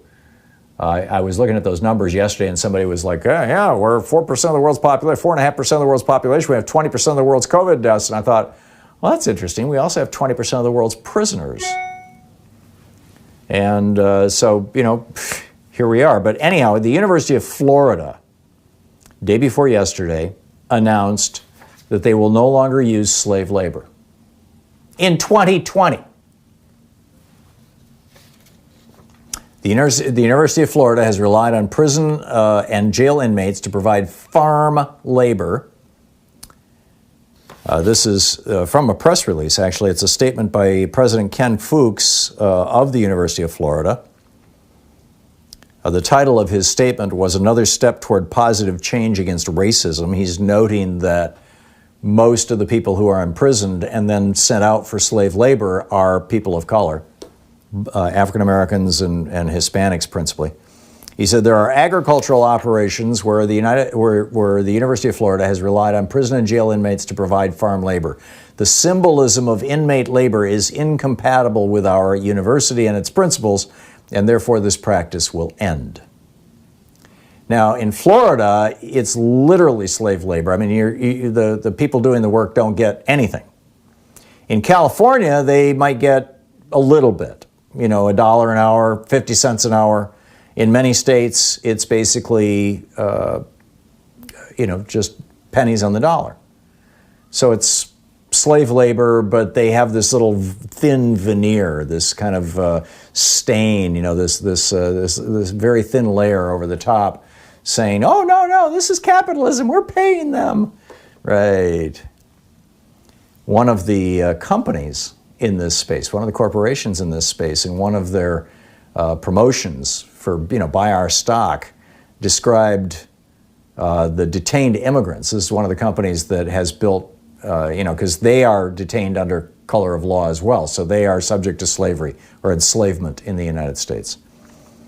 They described the people in their prison paid for by you and me to the tune of as much as $700 per day as, quote, a readily available captive labor force. I mean, you got corporations using prison labor all over the country, not just state governments, not just state universities. It's just mind-boggling. Anyhow, Ron in Minot, North Dakota. Hey, Ron, what's on your mind today? Hey, thanks, Tom. A question for you. I just recently learned that the great saint of the Adam Smith, the great saint of supply side and free market, that he actually wrote on feudalism, and he predicted or suggested that there would be a new age, a new feudal age would be the result of all this free market economy. I was surprised at that, and then thinking of this last election with people like Tom Steyer and Bloomberg, and then those are the overt ones. The covert ones are people like Sheldon Adelson and the Koch brothers and Bezos and even Bill Gates. These are people with a lot of power because they have a lot of money. And I wonder, My question to you is, I know you're writing on that in a book, and my question is has this come true? Are we in a new feudal age? And has money really destroyed our democracy? It's really being run by those with money. That's my question, and I'll sign off to what you say. Thanks. Yeah, thank you, Ron. My answer is yes. The book that I have coming out in a month or so, The Hidden History of Monopolies, American Monopolies, How Big Business Destroyed the American Dream, is about how business has used that money to basically take over government. And then the book that's coming out next spring, The Hidden History of Oligarchy, and we haven't fine-tuned the title on that yet. I just submitted the book last week to the publisher for the final edits. That book is about how, because of those two Supreme Court decisions in 1976 and 1978, and I reference this in the book on the Supreme Court, The Hidden History of the Supreme Court, the Buckley decision in 76 and the Bellotti decision in 78, what those decisions said was, for the first time in the history of America, that billionaires or corporations owning politicians was not corruption or bribery, it was simply free speech, protected by the First Amendment. And those two decisions in the mid-'70s led directly to the Reagan Revolution. They led directly to the election of Ronald Reagan, massive amounts of billionaire money, foundation money, and corporate money going into the Reagan campaign in 1980, and have maintained the Republican Party all these years. And then Gillens and Page did this amazing study in 2013, and they looked at, starting in 1980, going forward. And what they found was that 1980 was basically the last year that the desires of the majority of Americans, as expressed in opinion polls, were being translated into legislation in the federal Congress. Ever since then, what the majority of Americans want has not become law. Instead, what has become law is what the top 5% want. So we are now an oligarchy. We have ceased to be a democratic republic. We are an oligarchy. And the question that I raise in my book on oligarchy that'll be out in the spring is, can we revert back to a democratic republic? And I lay out a series of steps to do so in that book, which won't be out for 9 months, thereabouts, something like that. But it's something I've given a lot of thought to, and I'm very concerned about it. So, yeah. And so the Monopoly book is basically how economic power gets concentrated in the United States and destroys small and medium-sized businesses and entrepreneurs. And then the spring book is about how political power gets concentrated in the United States. Jonathan in Portland. Hey, Jonathan, what's up? Hi, Tom. Very important study just out of the University of Chicago Law School International Human Rights Clinic entitled Deadly Discretion, the Failure of Police Use of Force Policies to Meet Fundamental International Human Rights Law and Standards. And it looked at the four main principles derived from human rights law: legality, necessity, proportionality, and accountability. And what it found that not one of the police departments in the 20 largest cities in the United States had a human rights compliant use of force policy, and none of the policies are even constrained by state law that complies with human rights law and standards. So there are too many police departments that allow the use of lethal force in response to a non-lethal threat, which is in effect sanctioning unnecessary and disproportionate use of force, and tragically killing black men by police officers. And a few white men too, but disproportionately black men, yes. Exactly. Yeah. So this is. I mean, I think that's one of the points that we need to make, Jonathan, is that the police, yes, police are killing black people, but there's a lot of white people who would hear that news and go, that's not my neighborhood. I don't care. But the fact of the matter is that police are killing white people too. Somebody needs to tell the white people, this is not just an issue for black people. Yeah, well, let me give you a sense of how far afield we are from international standards. Europe has banned chokeholds, okay? I mean, we're still talking about decades ago. Yeah. Exactly, decades ago. And the worst of those 20 states, not surprisingly, was Indiana, Mike Pence's state, which is so bad that it in breaching international standards, it allows the use of lethal force to prevent any felony. Without specifying the kind of felony. There's no rules, no mention of the need for force to be proportional to the danger. So we're really in a backwards country. Yeah. Excuse me. Yes. The United States of America, and this is, again, this comes out of the legacy of slavery. I mean, the police departments has slave patrols. It's just, it's astonishing. Jonathan, thank you for the call. And one of the points is that it hurts everybody in society, regardless You're listening to Thom Hartmann. Visit ThomHartmann.com for audio and video archives. Back with more of your calls in just a moment. It's 45 minutes past the hour. It's the Thom Hartmann Program, talk media for the rest of us.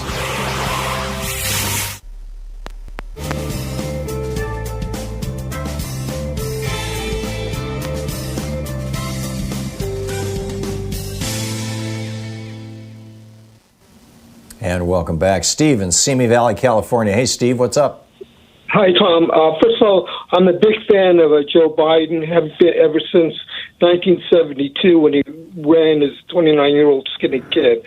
And so I'm concerned, though, with the Democratic National Convention about his acceptance speech. History has shown that when someone is unhappy with an incumbent, and the challenger gives their acceptance speech, it solidifies the support of the challenger. And it just doesn't look good if Biden gives a speech before an empty stadium, and I don't know what the Democrats are going to do. I don't either. And you are right, there is a certain amount of crowd effect, basically what people see happening. When people see lots and lots of people cheering somebody on, they think, there must be something worth cheering there. And, or applauding. This is why they use laugh tracks in comedies, because, hey, I'm going to laugh along with the people who are laughing. We will applaud along with the people who are applauding. We will cheer along with the people who are cheering. And we're talking about a virtual convention now. I don't know how it's going to play out, Steve. I really don't. And and I have no inside information on this. I don't think, though, that the Republican convention is going to be any better. In fact, I think it may well be even worse, because Donald Trump is insisting that the RNC, he's moving it now down to Florida, and I believe it's Fort Lauderdale. And the town that he wants to move it to is saying, no, we don't want you here. We don't want they don't want the Republicans there. They don't want Trump there. They don't want to expand the coronavirus epidemic. And it's just getting worse by the day in Florida. And so I suspect that Trump is going to be in a far more disastrous situation, because he's doing this whole denial of reality thing. So, I get what you're saying, but I'm not so freaked out about it. Steve, thanks for the call. Mike in Columbus, New Mexico. Excuse me. Hey, Mike, what's up? Oh, I'm living in Columbus, New Mexico, and it's 105 degrees here today.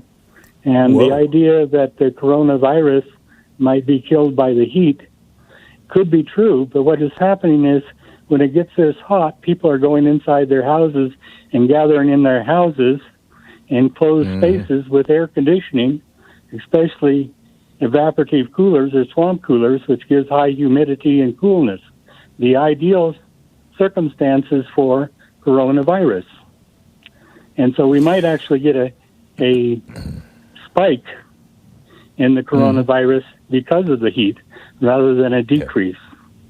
Yeah, the spike in cases that we're seeing right now is the perfectly predictable result of Memorial Day. Memorial Day was roughly 3 weeks ago, and here we are. We're seeing the infections kick up. 2, 3, 4 weeks from now, we're going to start seeing those translate into deaths in hospitals, and that's going to kick up. But then this last weekend was Father's Day, and Father's Day happened during a time that all these states are, quote, opening up, including here, blue states like Oregon. And I'm really concerned that in 5-6 weeks, you're going to see a lot of fathers dying because, they got together with their kids over Father's Day, and, fathers who are, over 50. And, they're at considerable risk. It really concerns me. And then, Mike, this morning I was seeing you talk about swamp coolers, these fans with water sprayed into them down in Florida, or down in Arizona, rather, for Trump's the megachurch rally. Jeez, it's terrible.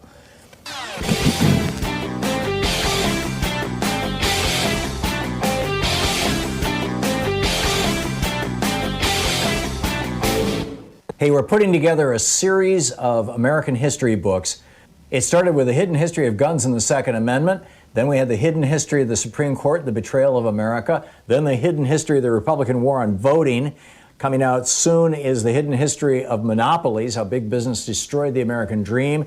And then next spring, it's going to be the hidden history of oligarchy and tyranny. Hey, we have a new video over at ThomHartmann.com for people who are supporters of our program. It is the 12 steps. Common Cause actually put these together, but I boiled them down into a nice little rant on a YouTube video that you can share with friends and neighbors and acquaintances who might be wondering, how did this coronavirus thing get so bad? Why is it that the United States has a third of the deaths in the world? Why do we have over 100,000 dead people, and South Korea has 200, and Taiwan has like 70, and Australia has fewer than 100, and has pretty much squashed the virus? Why is it that only 7 people died in New Zealand? Why are so many other countries doing so well and we're not? Well, there's an answer to that question, and I lay it out in this little video. It's over at ThomHartmann.com, and you can grab it there and share it with your friends. And I'll give you a clue. Almost all of it has to do with things that orange guy in the White House either did or failed to do, but it's a great list. You can check it out at ThomHartmann.com.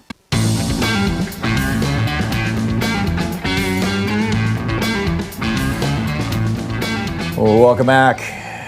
Alfred in Dallas, Texas. Hey, Alfred, what's on your mind today? Yes, sir. I was just wanted to say that Mr. Ron DeSantis, the governor of Florida, I remember when they showed a clip a couple of last month, I don't know when, but when he was saying that he was getting back at the media or he was getting back at the Democrats for saying that Florida was going to be like New York, epicenter of the virus, because they opened up too early, the beaches and all that.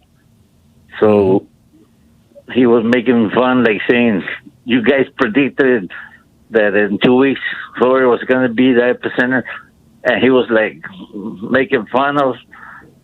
But now, yeah, that was just a few weeks out from spring break, and what happened was the spring break people didn't stay in Florida. They went to, in particular, red states all over the country, and now those states are exploding. But Alfred, spot on. Yes. You're absolutely right, and it's not going to turn out well.